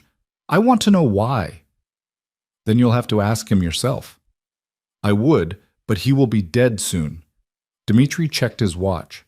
3 minutes, maybe 4. Then we find out if legend of Nico Moreau is stronger than TNT. Mara's mind raced. 3 minutes. She had 3 minutes to figure out a way to warn Nico, to stop this, to do something other than sit here and watch him die. But her hands were zip-tied. She was surrounded by armed men, and even if she could somehow get free, there was no way to reach him in time. Derek was watching her with something that might have been pity. It's for the best, Mara. Moreau's a criminal. He's killed people. You're better off without him. Says the man who sold out witnesses to these people. Mara's voice was venomous. You don't get to lecture me about who's good and who's bad, Derek. Not anymore. I did what I had to do. You did what was easy. What kept you comfortable? Mara turned her attention back to Dmitri. If you kill Nico, his people won't just roll over. Laurent, his second, he'll come after you with everything they have. Laurent is good soldier, but poor leader. Without Moreau, organization will fracture. Infighting, chaos, eventual collapse. Dmitri shrugged. I have seen it before, many times. You're wrong. We will see. He checked his watch again. 2 minutes. Mara closed her eyes. She thought about Nico crouching beside her in that bathroom, lifting her so gently despite her broken ribs. About the way he'd kept Elena's phone alive for 3 years. About his hands on her face before he left tonight, thumb brushing her cheekbone like she was something precious, something worth protecting. She couldn't let him die. Mara opened her eyes and looked at Derek. Really looked, finding the boy she'd fallen in love with underneath the corruption and violence. He was still in there somewhere, buried deep, but maybe there was enough left to appeal to. Derek, she said quietly, please. You loved me once. I know you did. If there's any part of that person left, don't let this happen. Derek's jaw worked. Mara, please call him. Warn him. You don't have to stay dirty. You can still... Enough. Dmitri's voice cut through her plea. Detective Shaw made his choice long ago. There is no redemption now, only survival. He stood, moved to a laptop set up on the card table. 30 seconds. Would you like to watch? The laptop screen showed a grainy video feed of a warehouse interior. Empty, except for one man standing in the center, back to the camera. Even from behind, Mara recognized Nico's stance. The way he held himself, alert but not tense. Confident. He thought he was in control. 20 seconds, Dmitri narrated. He is looking around, realizing meeting was a trap. Too late now. On the screen, Nico pulled out his phone. Dmitri smiled. He tries to call for backup, but we have jammed all signals. No one is coming.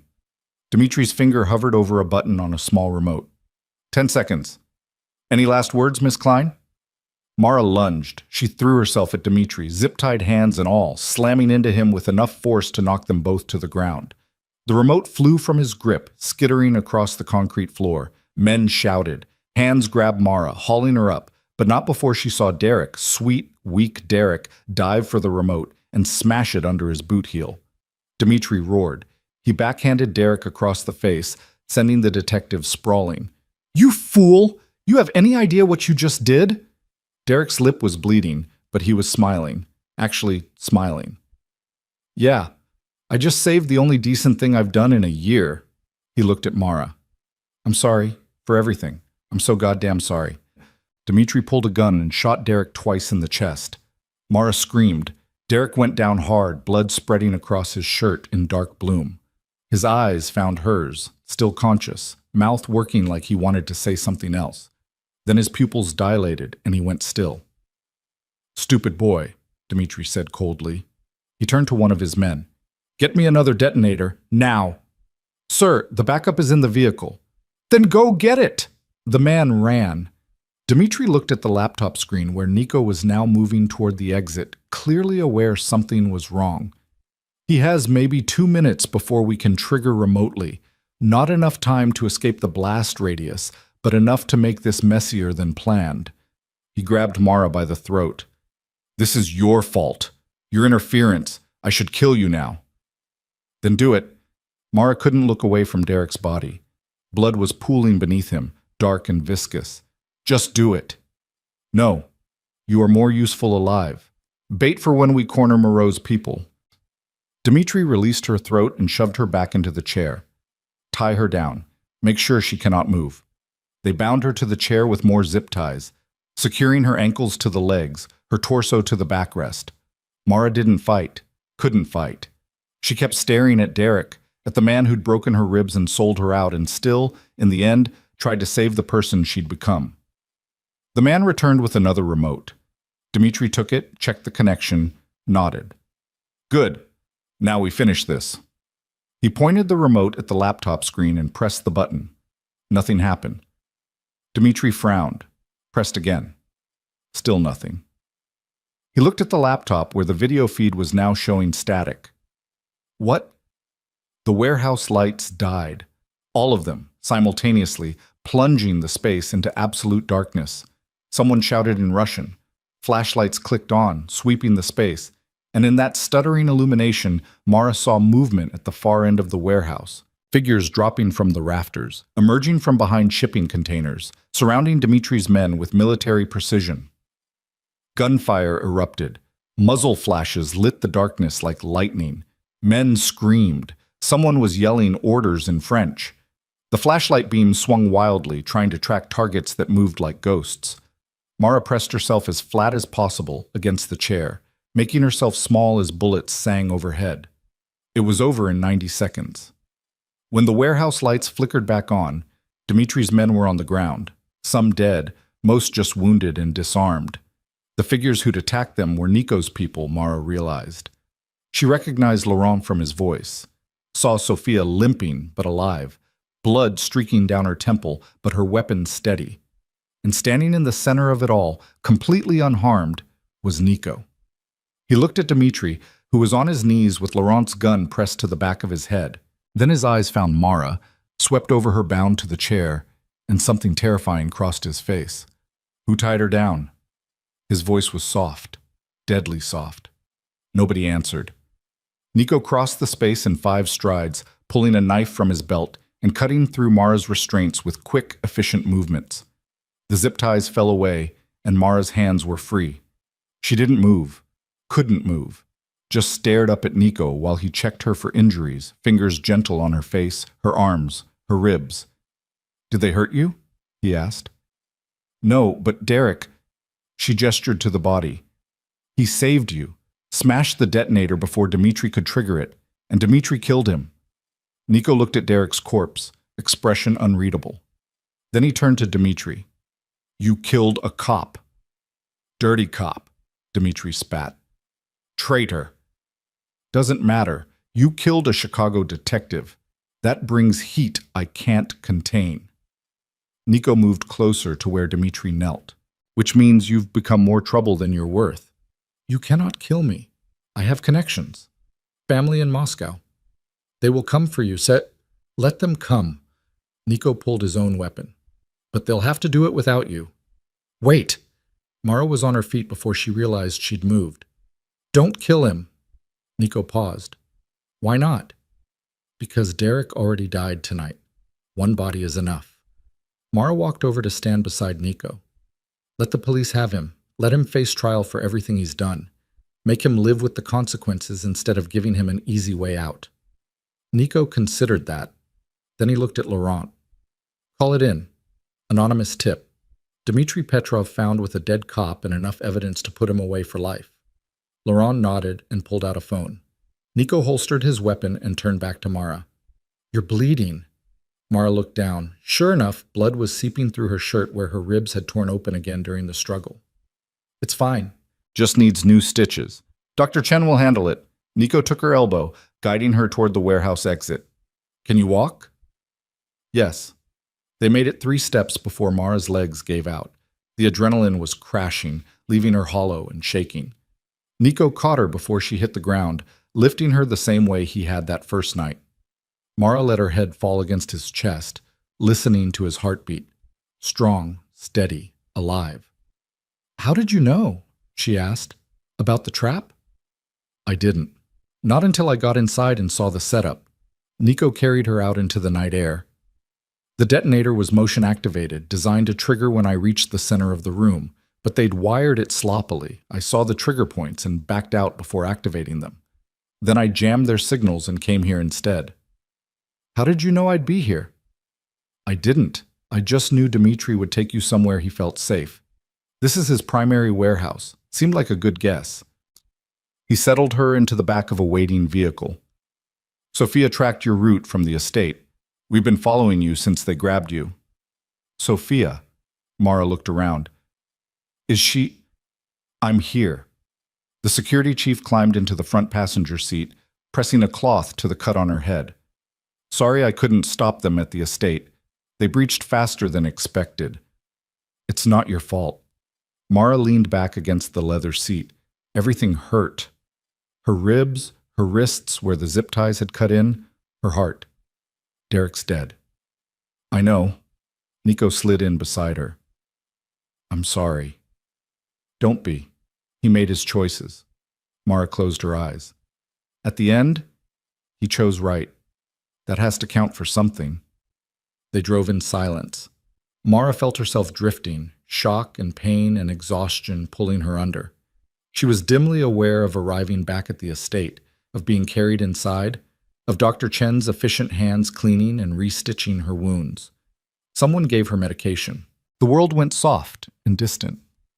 When she woke, it was daylight, her suite, her bed. Someone had changed her into clean clothes and tucked her under covers that smelled like lavender. For a moment, Mara thought the whole night had been a nightmare. Then she tried to move and her ribs reminded her otherwise. A soft sound made her turn her head. Nico sat in the chair by the window, watching her with those dark, unreadable eyes. How long was I out? She asked. 18 hours. He stood, moved to the bed. Dr. Chen says you tore 3 stitches and cracked another rib. You'll heal, but you need rest. What happened? After we left the warehouse? Police found Dmitri and his men exactly where we left them. Dmitri's claiming self-defense, but with Derek's body and all the evidence we planted, he's looking at multiple murder charges. Nico sat on the edge of the bed. Derek's being posthumously investigated for corruption. His crimes will come to light. The witnesses he sold out will get justice, or at least acknowledgement. And you? I'm being questioned as a person of interest in Derek's death, but there's no evidence linking me to the scene. As far as the official story goes, Derek was meeting Dmitri to collect payment, there was a disagreement, and things turned violent. Nico's mouth curved slightly. The truth will stay buried. It usually does. Mara processed that. Derek would go down in history as a dirty cop who got killed by the criminals he worked with. It wasn't the ending she would have chosen for him, but it was honest at least. Brutally, terribly honest. "What about me?" she asked. "The missing person report?" "Withdrawn. As far as the CPD knows, you showed up at a friend's house after having a breakdown. Perfectly reasonable given what Derek put you through." Nico reached over, brushing a strand of hair from her face. "You're free, Mara. Free to go wherever you want, do whatever you want. Derek can't touch you. The Bratva leadership is in custody. You're safe." "Safe?" Mara repeated.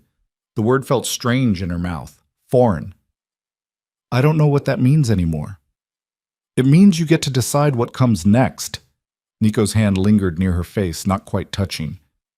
"I meant what I said before.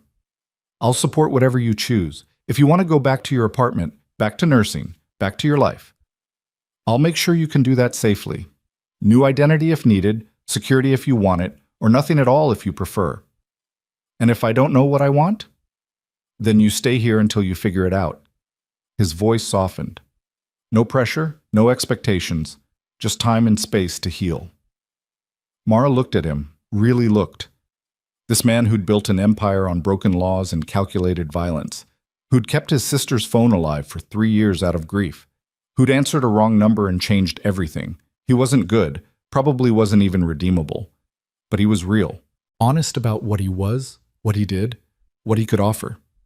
"I want to stay," she said, "for now at least, until I'm strong enough to figure out what comes after." Something flickered in Nico's eyes. Relief, maybe? Or something deeper. "Then stay, as long as you need." He stood to leave, but Mara caught his hand. "Nico, thank you for everything, for coming when I called, for not giving up on me. I told you the phone was Elena's. Answering it felt like—" He stopped, jaw tightening. "Like she was giving me one more chance to do the right thing. I couldn't waste it. I think she'd be proud of you." "I doubt that." But Nico squeezed her hand gently before letting go. "Rest now. We'll talk more when you're stronger." He left, closing the door quietly behind him. Mara settled back into the pillows, staring at the ceiling. Derek was dead. The Bratva was neutralized. She was safe in a crime lord's mansion, healing from broken ribs and broken trust, and a life that had shattered so completely she wasn't sure how to piece it back together. But she was alive. And for now, that was enough. Outside the window, storm clouds gathered over Chicago. Mara watched them roll in from her bed, dark and heavy with the promise of violence. It matched her mood perfectly. 3 days since the warehouse. 3 days since Derek died saving the man who'd stolen her from him. 3 days of lying in this beautiful prison, trying to figure out who she was now that the person she'd been was gone. Dr. Chen came and went with quiet efficiency, monitoring Mara's healing, adjusting medications, never asking questions Mara couldn't answer. Sophia checked in twice daily, professional as always, though Mara had caught her smiling once when Mara managed to walk to the bathroom and back without assistance. Small victories in a war Mara hadn't asked to fight. But it was Nico's absence that dominated the silence.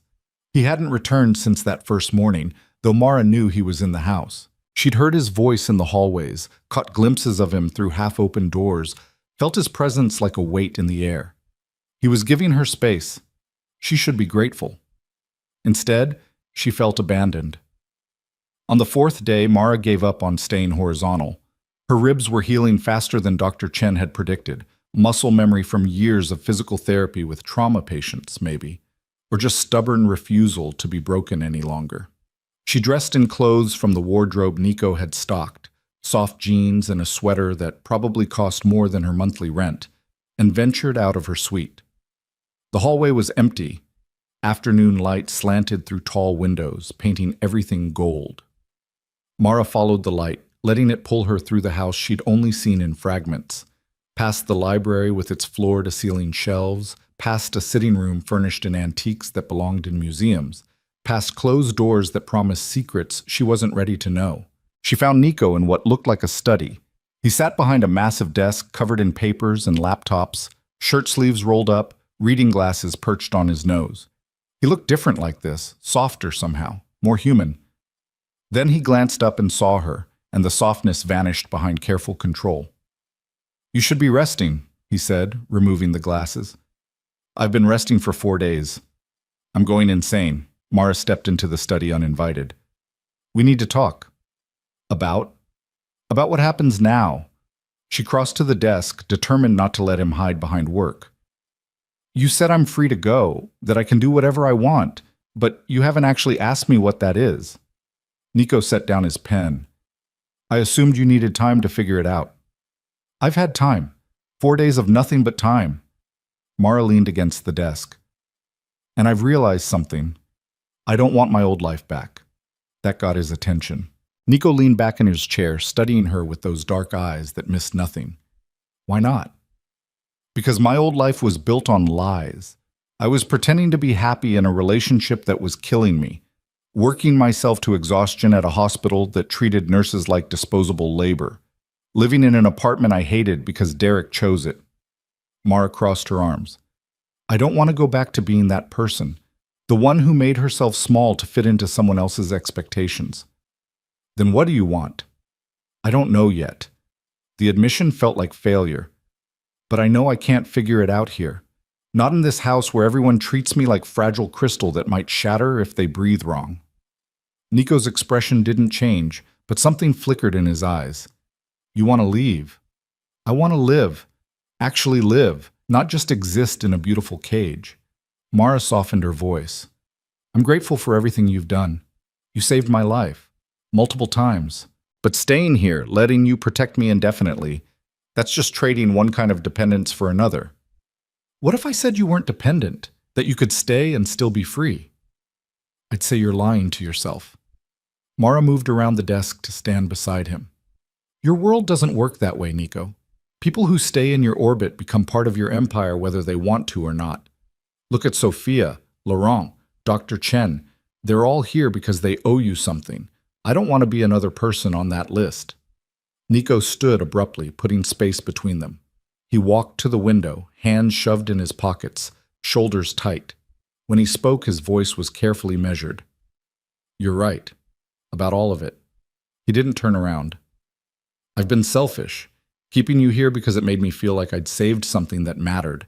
Like Elena's phone lighting up that night was permission to pretend I could protect everyone I failed to protect before." "You didn't fail, Elena." "Didn't I?" Now he did turn, and Mara saw something raw in his face. "She called me that day, the day she died. 3 times. I was in a meeting with suppliers, ignored the calls because I thought whatever she needed could wait. By the time I called back, she was already in the ICU." His hands clenched into fists. "I had every resource in this city at my disposal, and I couldn't save my own sister because I was too busy building an empire to answer the fucking phone." The words hung heavy between them. Mara wanted to say something comforting, something that would take away the guilt etched into every line of his body. But she knew better than anyone that some wounds didn't heal with platitudes. "Is that why you answered my text?" she asked quietly. "Because you were trying to save Elena retroactively?" "At first, yes." Nico's jaw tightened. "But then I met you. Saw who you were, stubborn, brave, refusing to break even when breaking would have been easier. And I realized you weren't a replacement for my sister. You were someone worth saving on your own merit. I'm not that brave. I stayed with Derek for 3 years. You survived Derek for 3 years. There's a difference." Nico crossed the room until he was standing close enough that Mara could see the old scar above his eyebrow, the faint lines around his eyes. Survival takes more courage than people realize, especially when you're surviving someone who's supposed to love you. Mara's throat tightened. "I should have left sooner." "Maybe. But you left when you could, and that's what matters." His hand came up, hesitated, then settled gently on her shoulder. "You want to know what I see when I look at you? I see someone who sent a desperate text to the wrong number and accidentally summoned the most dangerous man in Chicago. Someone who should have been terrified, but instead demanded honesty and called me on my bullshit. Someone who charged Dmitry Petrov to save me, even though we barely knew each other." His thumb brushed her collarbone. "That's not someone who needs protecting. That's someone who deserves freedom to become whoever they're meant to be." Then let me go. I am. Nico's hand dropped. But not yet. Not until we know you're truly safe. Mara frowned. You said Dimitri was in custody, that Derek's crimes would come to light. What else is there? Derek's partner. Nico moved back to his desk, pulled up something on his laptop. Marcus Sullivan, CPD detective, 15 years on the force. He and Derek were tight, worked cases together, socialized together, probably committed crimes together. Sullivan's been asking questions about you, about where you disappeared to, who you might be with, whether Derek's death was really what the official story claims. You think he's a threat? I think he's a cop with a dead partner and a grudge. That makes him dangerous until we know what he wants. Nico turned the laptop so Mara could see the screen. It showed surveillance photos of a man in his 40s, balding, heavy-set, with the kind of face that looked permanently suspicious. Sullivan's been digging into Derek's financials, his phone records, his movements in the weeks before he died. Eventually, he's going to find something that points him in my direction. What happens then? Depends on how smart he is. Nico closed the laptop. If he's smart, he'll realize Derek got in over his head and back off.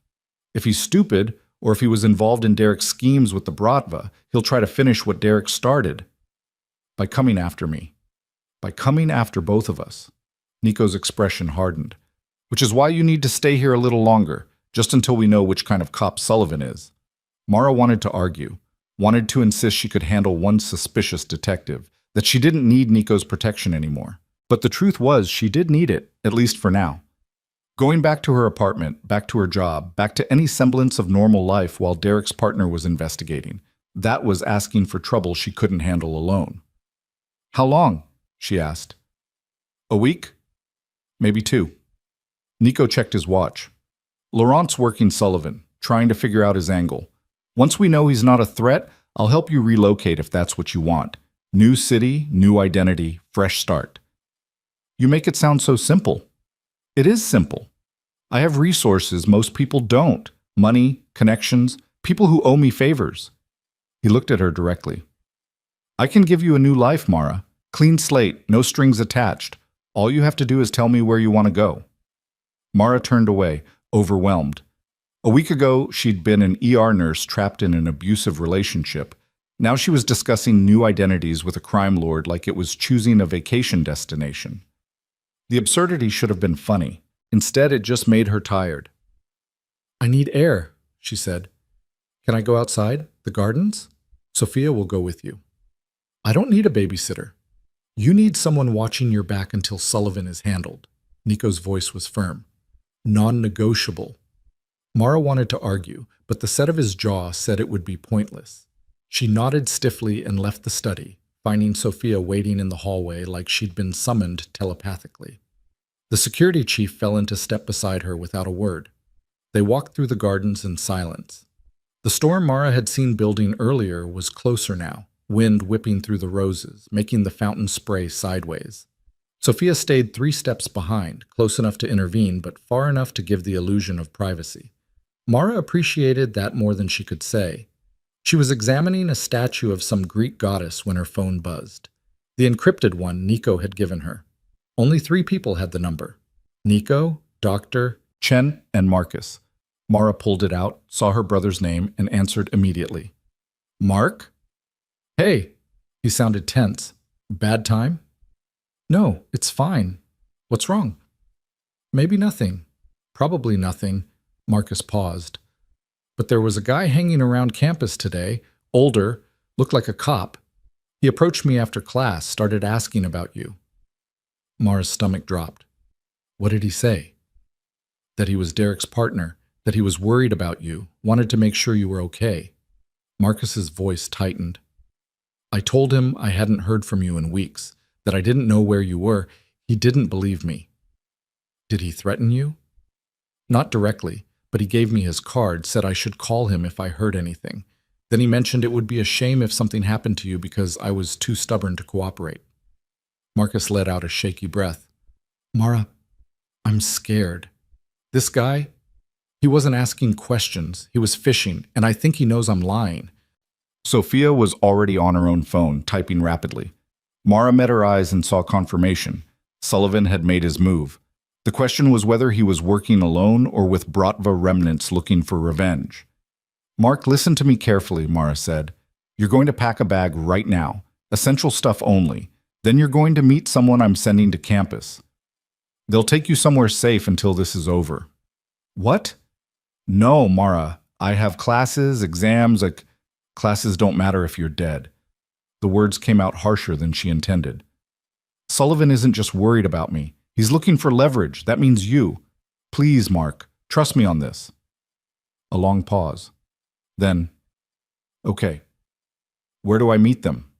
Sophia stepped forward, took the phone gently from Mara's hand. Marcus? My name is Sophia. I'm going to text you an address. Be there in 30 minutes. Come alone and make sure you're not followed. Can you do that? Mara couldn't hear Marcus's response, but Sophia nodded. Good. See you soon. She disconnected and immediately made another call, speaking rapid French to whoever answered. Mara caught enough to understand. Send a team to campus, secure the perimeter, extract the target without incident. He'll be here in 2 hours, Sophia said after hanging up. Nico's clearing a room for him. Your brother will be safe. What about Sullivan? What about him? Sophia's smile was cold. He's a cop who just made a tactical error. Threatening a civilian connected to Nico Moreau? That's not investigation. That's declaration of war. They went back inside. Nico was waiting in the foyer, already briefed, expression thunderous. He looked at Mara, and some of the anger faded, replaced by concern. Marcus is on his way here, he said. I've got people watching Sullivan. If he makes another move toward your brother, we'll know. What are you going to do to him? Nothing yet. He's a cop. I can't just make him disappear without bringing down heat we don't need. Nico ran a hand through his hair. But I can make his life difficult. Leak information about his connection to Derek. Suggest internal affairs might want to look at his financials. Put enough pressure on him that he backs off. And if he doesn't back off? Then we revisit our options. Nico's voice went flat. But it won't come to that.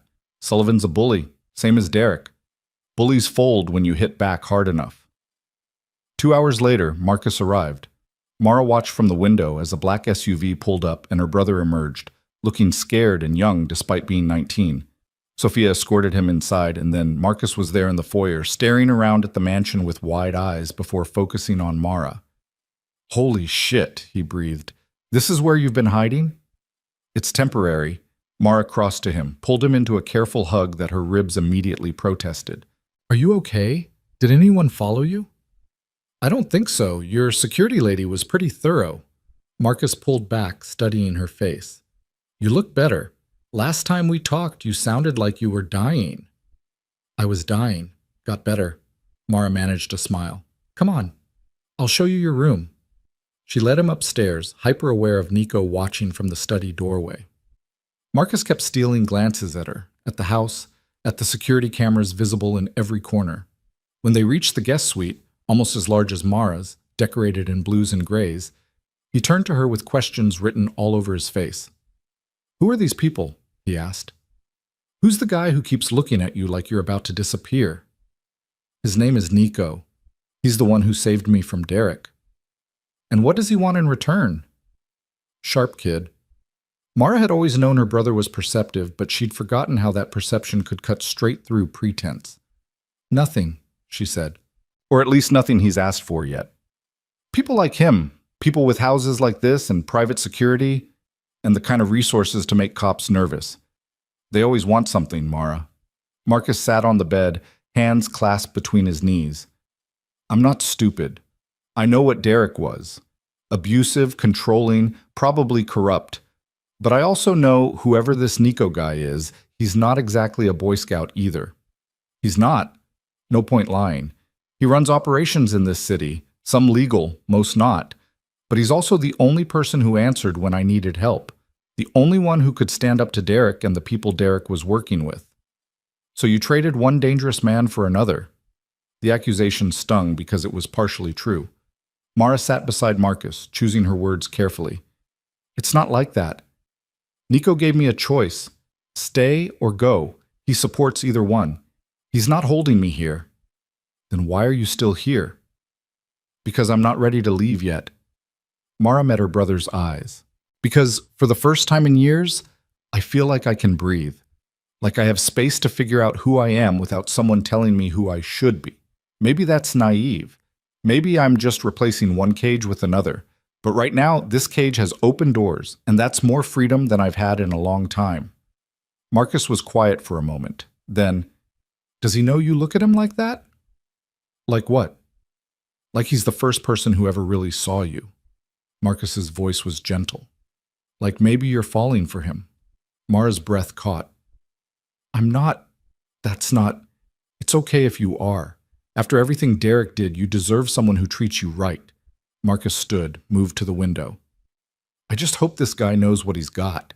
Because if he hurts you, I don't care how many guards he has. I'll find a way to make him pay. Mara wanted to laugh at the image of her college student brother threatening a crime lord, but something in Marcus's voice stopped her. He meant it. Completely, absolutely meant it. And that fierce protective love made her chest ache. He won't hurt me, she said softly. I don't think he knows how to hurt people who matter to him. Everyone knows how to hurt people who matter. That's what makes them matter. Marcus turned from the window. Just be careful, okay? Don't lose yourself trying to find yourself. He was wiser than she'd given him credit for. Mara stood, crossed to her brother, and hugged him again. This time he hugged back, tight enough that her ribs complained, but she didn't care. I love you, little brother. Love you too. He pulled back, wiping his eyes quickly. Now get out of here. I need to process the fact that my sister is living in a crime lord's mansion like some kind of noir film heroine. Mara left him to unpack, but instead of returning to her own suite, she found herself drawn back to Nico's study. The door was open. He sat at his desk again, but this time he wasn't working, just staring at a photo frame Mara hadn't noticed before. When she knocked softly, he looked up and quickly turned the frame face down. Marcus settled in, Puan? He asked. Yeah, he thinks I'm making a mistake staying here. Mara stepped into the study. He might be right.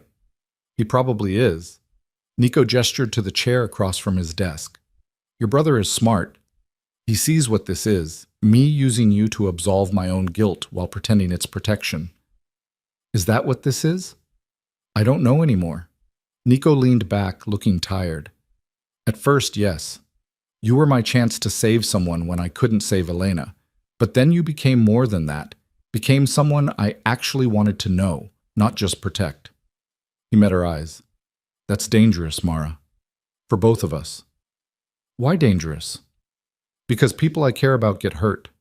Elena died. My parents were killed when I was 17. Every relationship I've ever had ended in violence or betrayal, or both. Nico's voice was flat. I'm very good at my job, but I'm terrible at keeping people safe when it matters. So when you ask why I'm giving you space, why I'm not fighting harder to make you stay, that's why.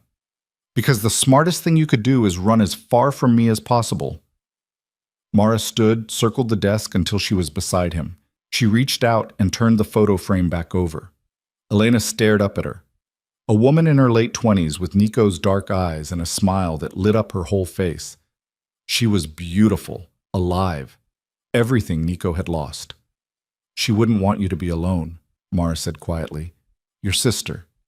She'd want you to have people in your life who matter. She'd want me to be better than I am, to use my resources for good instead of empire building. Nico touched the photo gently. She died trying to save people. I've spent 3 years avenging her by becoming the thing she hated most. Then change, Mara's voice was firm. You have money, power, connections. You said it yourself, you could give me a new life anywhere. Why not give yourself one too? It's not that simple. Why not? You're already planning to pressure Sullivan into backing off legally. That's not crime lord behavior. That's vigilante justice, which means some part of you still wants to do the right thing. Mara knelt beside his chair so they were eye level. You saved me because you thought Elena would have. What if you kept going? What if you used your empire for the kind of work she did? Nico stared at her like she'd suggested he fly to the moon. You want me to become a philanthropist. I want you to become someone Elena would be proud of. Mara stood. But that's your choice. Same as staying or going is mine. We both get to decide who we are now that everything's changed. She left him there with his sister's photo and walked back to her suite. The storm had finally broken. Rain lashed the windows. Thunder rolled across the grounds. Mara stood watching it, thinking about choices and cages and the difference between protection and prison. Marcus was right. She was falling for Nico. Not because he'd saved her, but because he'd given her space to save herself. Because he saw her as someone worth knowing, not just someone worth protecting. Because underneath all the criminal empire and careful control was a man who'd spent 3 years punishing himself for not answering his sister's call. But loving him would be complicated, dangerous, a risk Mara wasn't sure she was ready to take. The encrypted phone buzzed. Laurent's name appeared on the screen. Mara answered, already knowing what he was going to say. "Sullivan's escalating," Laurent said without preamble. "He just filed a formal request to open an investigation into Nico. Claims he has evidence linking him to Derek's death." "What kind of evidence?" "Nothing that will stick, circumstantial at best. But it means Sullivan's not backing down." Laurent paused. "Laurent, Nico wants you to know. This changes things. We may need to move faster than planned." "Move how?" "That's between you and him. I'm just the messenger." Laurent disconnected. Mara stared at the phone. Whatever was coming, it was coming soon. And when it did, she'd have to make a choice she'd been avoiding since the night Nico carried her out of that bathroom.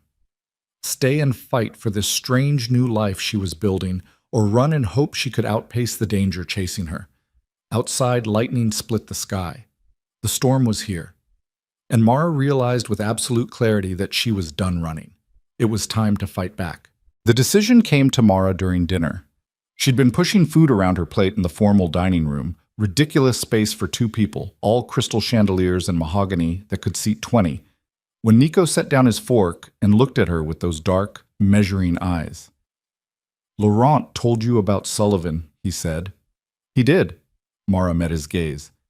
"And I've been thinking about what you said, about giving me a new life somewhere safe." Nico's expression went carefully blank. And I don't want it." Mara pushed her plate away. "I don't want to run. I don't want a new identity or a fresh start in some city where I don't know anyone. I want to stay here and deal with Sullivan the same way we dealt with Derek and Dimitri." "Mara, let me finish."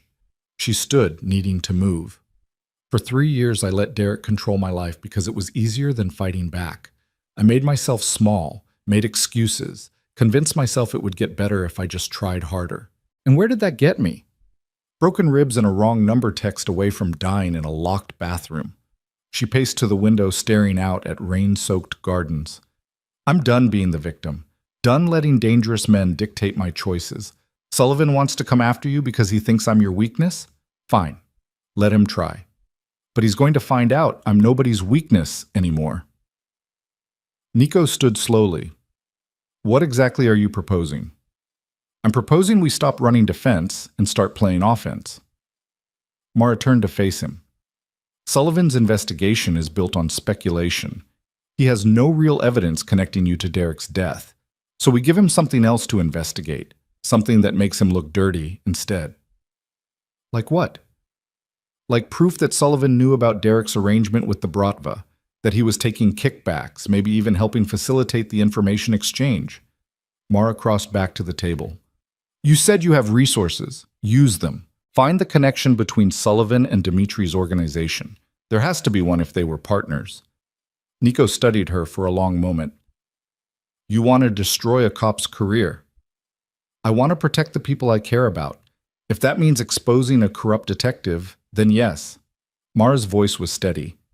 "You told me Elena would want you to use your power for good. This is good. Sullivan's dirty. We both know it. He's just better at hiding it than Derek was. And if we're wrong, if Sullivan's clean and just looking for justice for his dead partner, then we find another way." Mara sat back down. "But I don't think we're wrong. Clean cops don't threaten college students. They don't build investigations on hunches and intimidation. Sullivan's scared because he knows if Derek goes down for corruption, he goes down too. He's trying to control the narrative before it controls him." Nico returned to his seat, fingers steepled under his chin. "You've been thinking about this?" "I've had time to think. 4 days in bed, another 3 watching you and Laurent dance around the problem." Mara leaned forward. I know you're trying to protect me, but the best protection isn't hiding me away. It's making sure the threats can't touch us in the first place. Us. Nico's mouth curved slightly. You're including yourself in this now. I've been part of this since the night you answered Elena's phone. Mara held his gaze.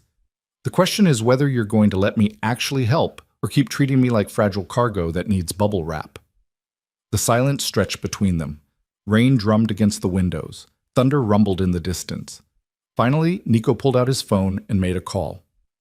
Laurent, I need everything you have on Marcus Sullivan. Bank records, phone logs, surveillance footage, associates, everything. He paused, listening. Yes, I know it's risky. Do it anyway. Another pause. Because Mara's right. We're done playing defense. He disconnected and looked at Mara with something that might have been respect. If we do this, there's no going back. Sullivan will know we came after him. So will the CPD. You'll be making enemies. I made enemies the moment I chose you over Derek. Mara's voice was calm. At least this way, I'm choosing the fight instead of having it chosen for me. Over the next 3 days, Laurent's team worked overtime. They pulled Sullivan's financials and found deposits that didn't match his salary. $10,000 here, $15,000 there, always in cash, always untraceable. They pulled surveillance footage from locations Derek had visited and found Sullivan in the background of several meetings, including one with Dimitri's second-in-command. They pulled phone records and discovered encrypted calls between Sullivan and numbers linked to the Bratva's communications network. By the time Laurent presented his findings, the evidence was damning. Sullivan hadn't just known about Derek's arrangement with the Bratva. He'd been an active participant. He'd taken money, provided cover, helped coordinate the intelligence exchanges that got witnesses killed. Derek had been the visible partner, but Sullivan was the one running operations from the shadows. This is enough to bury him, Laurent said, spreading photos across Nico's desk. We leak this to internal affairs, he's done. Criminal charges, pension gone, probably jail time. Will it stop his investigation into me? Nico asked. It'll make anything he's built inadmissible. Fruit of the poisonous tree. If the investigator is corrupt, the investigation is tainted. Laurent looked at Mara. Your idea worked. Sullivan's about to discover what happens when you threaten the wrong people. But Mara was staring at one of the photos. It showed Sullivan meeting with someone she recognized, not from the investigation, but from the hospital, Dr. Raymond Chen, the attending who'd always been friendly with Derek, the same attending who would have treated Mara if Derek had taken her to the ER that night. Chen was part of it, she said quietly. He was Derek's insurance. If I ever tried to report the abuse, Chen would have filed paperwork saying I was unstable, self-harming, unreliable. Derek told me once that I couldn't go to a hospital because he had friends everywhere. Chen was one of those friends. Nico looked at the photo, then at Mara. Do you want us to include him in the exposé? Yes. No hesitation. He enabled Derek's abuse and probably helped cover up evidence for other cops too. He doesn't get to keep practicing medicine. Laurent nodded and made notes. I'll add him to the package.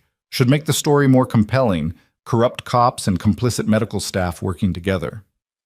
They spent that evening crafting the narrative, not lies, just strategic presentation of truth. Sullivan's financial irregularities, his connections to known criminals, his meetings with Dimitri's people, Chen's falsified medical records and his history of providing favorable reports for CPD officers accused of domestic violence. All of it documented, verified, ready to be delivered to Internal Affairs, the FBI, and select journalists who'd been trying to crack Chicago's police corruption for years. When do we release it? Mara asked. Tomorrow morning. Nico closed his laptop. We'll time it for maximum impact, right when Sullivan's preparing to officially file his investigation into me. He'll walk into his precinct to find his career in ruins. And the Bratva? What happens to them? Dimitri's already facing multiple charges. This evidence adds conspiracy with law enforcement, which means federal prosecution.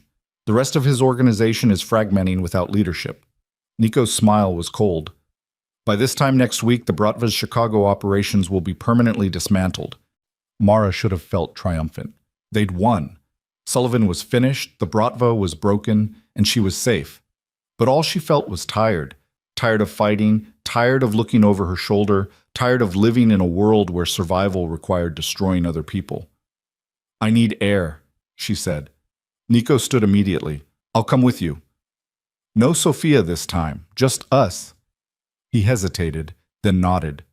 They walked through the gardens despite the rain, staying under the covered paths that wound between fountains and rose beds. The storm had lessened to a drizzle, and the air smelled like wet earth and possibility. Are you okay? Nico asked after several minutes of silence. I don't know. Mara stopped by the fountain, watching water cascade over marble. I wanted Sullivan exposed. Wanted him to pay for what he and Derek did, but now that it's happening, I just feel empty. Revenge usually feels that way. Is that what this is? Revenge? Partially. Nico moved to stand beside her. But it's also justice. Sullivan and Chen hurt people and got away with it. Now they won't anymore. That matters. Does it? Elena died, and the man who killed her was never charged. Did exposing him later matter to you? Nico was quiet for a long time. No, he finally said. It didn't bring her back. Didn't make the grief easier. But it meant one less monster walking free. And sometimes that's all you can ask for. Mara turned to face him. What happens after tomorrow, after Sullivan's arrested and the story breaks? You decide. Nico's voice was soft. You can go back to nursing if you want. Different hospital, clean record, no connection to Derek or any of this. Or you can do something else entirely. Whatever you choose, I'll make sure you have the resources to succeed. And what about you? What about me? You keep talking about giving me options, supporting my choices, but you never talk about what you want. Mara stepped closer. Do you want me to leave? I want you to be happy. He wouldn't meet her eyes, whether that includes me or not. That's not an answer. It's the only honest one I have. Nico finally looked at her, and Mara saw vulnerability there she'd never noticed before. I told you, I'm terrible at keeping people safe. Everyone I care about ends up hurt or dead or destroyed by proximity to my world. The smart thing would be to push you away before the same thing happens to you. But you're not pushing. No. His hand came up, cupping her face the way he had before leaving for the warehouse that night. Because I'm selfish. Because for the first time in 3 years, I feel like I have something worth protecting beyond my empire. And I don't want to let that go, even though I should. Mara's heart hammered. What if I don't want you to let go? Then you're making a mistake. But his thumb brushed her cheekbone, gentle and deliberate. A beautiful, terrible mistake that's going to complicate both our lives beyond measure. I'm okay with complicated. Mara leaned into his touch. I'm done with simple. Simple got me broken ribs and a bathroom floor. Nico's other hand settled on her waist, careful of her healing injuries. If you stay, if we do this, there are things you need to understand. My world is dangerous. People will use you to get to me. There will be threats, attempts to hurt you just to hurt me. I can provide security, resources, protection, but I can't guarantee safety. Not completely. I know. And I can't promise I'll always make the right choices. I've built my life on calculated violence and morally gray decisions. That's not going to change overnight just because... He stopped, jaw tightening. Just because what? Just because I'm falling in love with you. The words came out rough, like they'd been dragged from somewhere deep. Which is the worst possible thing I could do to either of us. Mara's breath caught. Nico, I know it's fast. I know we barely know each other, but proximity doesn't measure connection, and I've learned more about who you are in 2 weeks than I've learned about anyone in years. His forehead dropped to rest against hers. You're brave and stubborn, and you see straight through my bullshit. You make me want to be someone Elena would have been proud of, and that terrifies me. Why? Because people I love die, Mara, and I don't think I could survive losing you the way I lost her. Mara's hands came up to frame his face, making him look at her. Then we're even. Because I'm terrified too. Terrified of giving my heart to another man who has power over me. Terrified that I'm confusing gratitude with love, safety with attraction. Terrified that 6 months from now, I'll wake up and realize I've just traded one cage for another. So what do? We take it slow. We give ourselves time to figure out if this is real or just trauma bonding. Mara's voice was steady despite her racing heart. But we do it together. No more you protecting me from the shadows. No more me pretending I don't need help. We're partners in whatever comes next, or we're nothing. Nico's eyes searched hers. Partners. Equals, Mara corrected. I'm not your responsibility or your redemption. I'm just someone who wants to build something new with someone who understands what it's like to survive the unsurvivable. I can do that. His hands tightened slightly on her waist. Partners, equals, terrified people taking a chance on something that's probably going to blow up in our faces. Sounds perfect, Mara smiled. Now, are you going to kiss me? Or do I need to make the first move? Nico kissed her. Soft at first, tentative, like he was afraid she might break. But Mara pressed closer, ignoring her ribs' protests, and the kiss deepened into something that felt less like tentative exploration and more like coming home. When they finally pulled apart, both breathing hard, Nico rested his forehead against hers again. This is still a terrible idea, he murmured. The best ones usually are. They stood there in the rain-soaked garden until the drizzle stopped and stars began appearing through breaking clouds. Then they went inside, hands linked, to face whatever tomorrow would bring. Tomorrow came with news vans and flashing cameras. The story broke at 6 a.m. across every major outlet. Chicago detectives linked to organized crime. Sullivan's photo was everywhere, alongside Chen's and excerpts from the evidence Laurent had compiled. By 8 a.m., both men were in custody. By noon, the CPD had announced a full internal investigation. By evening, 3 more officers had been suspended and 2 administrators had resigned. Mara watched it unfold from Nico's study, Marcus beside her on the couch. Her brother had been quiet since breakfast, processing everything he'd learned about their situation. Finally, he spoke. This is your life now. Exposing corruption and taking down criminal organizations from a mansion. Not exactly. Mara turned from the screen. This was survival. What comes next? That's still being decided. Are you going back to nursing? Maybe. Eventually. Mara glanced at Nico, who was on the phone coordinating responses with his lawyers. But first I think I need to figure out who I am when I'm not just reacting to crisis. And Nico? What's he to you? Mara considered the question. Someone who answered when I called. Someone who's figuring out his own second chance while helping me find mine. She looked at her brother. I know it's complicated. I know it probably looks insane from the outside, but Mark, I need you to trust that I know what I'm doing. Marcus studied her face for a long moment. Then he sighed. You're happier than I've seen you in years, bruised and traumatized and living with a crime lord, but actually happy. So, yeah, I trust you. He stood. But if he hurts you, you'll make him pay. I know. Mara smiled. You're a good brother. Someone has to look out for you. Not anymore. Nico's voice came from the doorway. He'd finished his call. Mara's proven she's perfectly capable of looking out for herself. But I appreciate your loyalty to your sister, Marcus. It says good things about how you were raised. Marcus eyed him warily. She says you're falling for her. I am. And you're going to treat her right. Not control her, not abuse her, not turn her into someone she's not. I'm going to try my best. Nico's expression was serious. But if I fail, if I ever become the kind of man your sister needs protecting from, I expect you to call me on it. Deal? Marcus considered, then extended his hand. Deal. They shook, and Mara felt something tight in her chest loosen. Her brother approving meant more than she'd realized. It meant she wasn't crazy for taking this chance. It meant someone who loved her could see what she saw in Nico. Not just the crime lord, but the man underneath trying to become someone better. Over the next week, the fallout continued. Sullivan pled guilty to avoid trial, accepting a 20-year sentence in exchange for testimony against remaining Bratva operatives.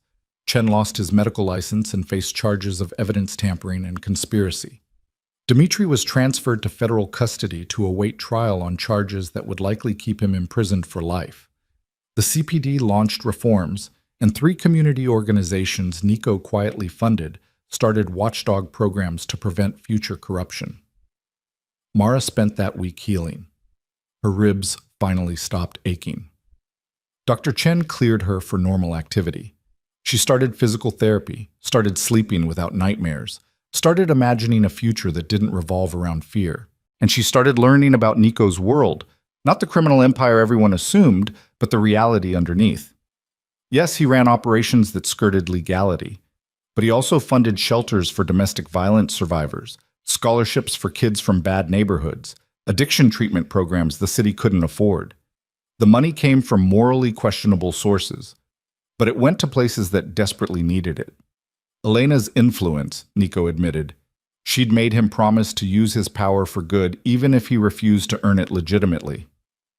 "I'm not a good man," he told Mara one evening. They were in his study, her curled in the chair across from his desk while he worked. "I've done terrible things. Hurt people who probably deserved it, but maybe didn't. Built an empire on violence and fear." "But you're trying to be better." Mara looked up from the book she was reading. "That has to count for something. Does it? Or am I just a monster with a philanthropic budget?" "You're a man who answered a wrong number because it felt like his dead sister giving him permission to care again." Mara set the book aside. "You're someone who carried me out of hell and gave me space to become myself instead of what someone else wanted. You're not perfect, Nico. But you're not a monster either. You're just human, which is more than most people in your position would admit."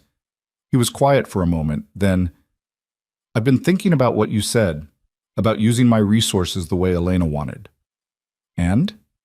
And I'm going to try." Nico closed his laptop. Laurent's been wanting to transition more operations into legitimate territory anyway. Real estate development, private security, investment portfolios. It won't happen overnight, but over the next few years I can clean up most of what I do. What about the parts you can't clean up? Those stay compartmentalized, handled by people I trust, kept separate from everything else. He met her eyes. "I won't lie and say I'm going completely legitimate, but I can be less of a crime lord and more of a businessman who occasionally operates in gray areas." "That's all I'm asking." Mara stood, crossed to his desk. "I'm not trying to change who you are. I just want you to be the best version of yourself, whatever that looks like." Nico pulled her into his lap, careful as always of her ribs. "And what about the best version of you? What does that look like?" Mara leaned into him, breathing in his scent, expensive cologne and paper, and something uniquely him. "I think it looks like going back to nursing eventually, but maybe working at one of those community clinics you fund. Places where people who can't afford care can get it anyway." "You want to work at my clinic?" "I want to work at a clinic that helps people like me. People who are scared to go to regular hospitals because their abusers have connections there." Mara looked up at him. "You created something good with those places. I want to be part of making them better." "You're sure?" "It won't be easy. Underfunded, understaffed, patients with complex trauma. I'm a trauma nurse. Complex is my specialty." Mara smiled. "Besides, easy is overrated. I tried easy with Derek. Look how that turned out." Nico kissed her forehead. "Okay, when you're ready, I'll make the introduction." "Not yet." Mara settled more comfortably against his chest. "I need a few more weeks to finish healing, and Marcus needs to get back to school without worrying about me." "He's going back next week. I've arranged security, discreet, just in case Sullivan had friends we missed." "Thank you." Mara was quiet for a moment. "What about us? What happens when life settles into something resembling normal?" "We figure it out as we go." Nico's arms tightened around her. "No promises about forever. No expectations beyond honesty. We just take it day by day and see where it leads." "I can do that." Mara's eyes were already drifting closed. Day by day sounds perfect. She fell asleep in his arms, safe and warm, and finally at peace. Marcus left the following Tuesday. Mara hugged him goodbye in the foyer, made him promise to call twice a week, and watched his car disappear down the long driveway with a mixture of relief and melancholy. Her brother was safe. That was what mattered. "You okay?" Nico asked, appearing at her elbow. "Yeah." Mara leaned into him. "Just realizing how much my life has changed in 3 weeks." "Regrets?" "Not one." She turned to face him. "But I do have a question." "Ask."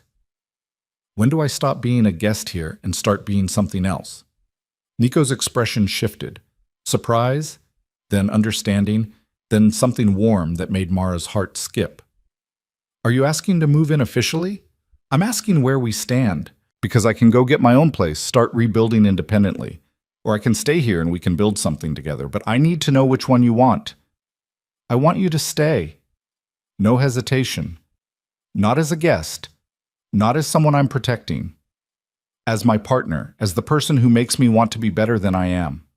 Mara's smile was radiant. Then I'm staying. They sealed it with a kiss that started gentle and ended heated, only breaking apart when Sophia cleared her throat pointedly from the doorway. The security chief was trying not to smile. Sorry to interrupt, but Laurent needs to speak with you both. Something about a property development deal that might interest Mara. The deal turned out to be a building in a Southside neighborhood. Perfect location for a community clinic, currently abandoned but salvageable. Nico was already planning to acquire it. He wanted Mara's input on design, services, what the community actually needed rather than what administrators assumed. Over the next months, Mara threw herself into the project. She consulted with other nurses, with community leaders, with survivors of domestic violence who understood firsthand why safe medical care mattered. The clinic took shape slowly, not just treatment rooms, but counseling spaces, legal aid offices, childcare facilities. A comprehensive center for people who needed help but had nowhere else to turn. It opened 6 months after Mara's wrong number text, and she was there for every minute of the first day, treating patients, coordinating care, making sure everyone who walked through the door left better than they arrived. Nico watched from the background, pride evident on his face. That night, over dinner in the formal dining room they'd claimed as their own, he pulled out a small box. "What's this?" Mara asked. "Open it." Inside was a key. Not to a car or a house, but something smaller, more symbolic. Mara held it up, questioning. "It's to Elena's safety deposit box," Nico said quietly. "She left instructions that if she died, everything in it should go to whoever I felt would honor her legacy. I think that's you." Mara's eyes filled. "Nico, you don't have to open it now, or ever, if you don't want. But I thought you should have the choice." He reached across the table, took her hand. "Elena would have loved what you did with the clinic. Would have loved you, period. And I think she'd want you to have whatever's in that box." They went to the bank the next morning. The safety deposit box contained letters, dozens of them, written to Nico over the years. Letters Elena had never sent, saving them in case she died unexpectedly. Letters about how proud she was of her brother, how much she loved him despite disagreeing with his choices, how she hoped he'd find someone who could see past the empire to the man underneath. The last letter was dated a week before her death. Mara read it aloud while Nico sat silent, tears streaming down his face. "Dear Nico, if you're reading this, I'm gone, and I need you to know something. You're not responsible for saving everyone. You never were. What happened to our parents wasn't your fault. What happened to me, if something did happen, won't be your fault either. You're just one person trying to protect everyone you love in a world that makes that impossible. But here's the thing, you don't have to protect everyone. You just have to be present for the people who matter, really present, not hiding behind walls and power and control. Let someone in, big brother. Let someone see all of you, the good, the bad, the broken parts you think are unlovable, because they're not. You're not. And someday you'll meet someone who proves it. When you do, don't push them away. Don't sabotage it because you're scared. Just let yourself be loved for once. You deserve that. Even if you don't believe it, I do. Always, Elena." The letter ended. Nico was shaking. Mara set the paper down and pulled him into her arms, letting him break down in a way she suspected he hadn't since his sister died. They stayed like that until the tears stopped, until he could breathe again, until the grief transformed into something bearable. "She knew," he finally said. "Even then, she knew I'd find you." "Or someone like me?" Mara smoothed his hair. "She just wanted you to be happy." "I am." Nico pulled back, looking at her with red-rimmed eyes. "For the first time in years, I'm actually happy. Terrified and uncertain and completely out of my depth, but happy." Good. Mara kissed him softly. Because I'm happy too. And I think we should probably stop questioning it and just be grateful we found each other. Even though it was the wrong number? Especially because it was the wrong number. Mara smiled. Sometimes the best things in life come from mistakes. They left the bank hand in hand, Elena's letters safely stored away. The city stretched out before them, Chicago in all its messy, complicated, beautiful glory. Somewhere in that city, people were being hurt. Somewhere they were healing. Somewhere, someone was about to make the call that changed everything. But for Mara and Nico, the call had already been made. The wrong number had become the right answer, and whatever came next, they'd face it together. 2 years later, the clinic had expanded to 3 locations. Mara ran the nursing program, trained volunteers, and occasionally still worked shifts because she missed direct patient care. Nico had transitioned most of his operations legitimate: real estate, security consulting, investment management. Laurent handled the remaining gray areas with the understanding that those too would phase out eventually. They never married. Neither of them needed that particular piece of paper to know they were committed. But they built a life together. Messy, complicated, occasionally dangerous, but theirs. Marcus graduated college and joined the clinic's legal aid program. Sophia became head of security for all Nico's operations and trained a team of women in protection services. Dr. Chen continued running medical services across all 3 clinic locations. On the anniversary of the wrong number text, Mara and Nico visited Elena's grave. They brought flowers and stories about the clinic, about the people they'd helped, about the life they'd built in her memory. Then they went home to the mansion that had stopped feeling like a cage and started feeling like sanctuary. That night, Mara stood in the garden where they'd first kissed, watching stars emerge through the city lights. Nico found her there, wrapped his arms around her from behind, and they stood in comfortable silence. "Any regrets?" he asked quietly. "Not one." Mara leaned back against him.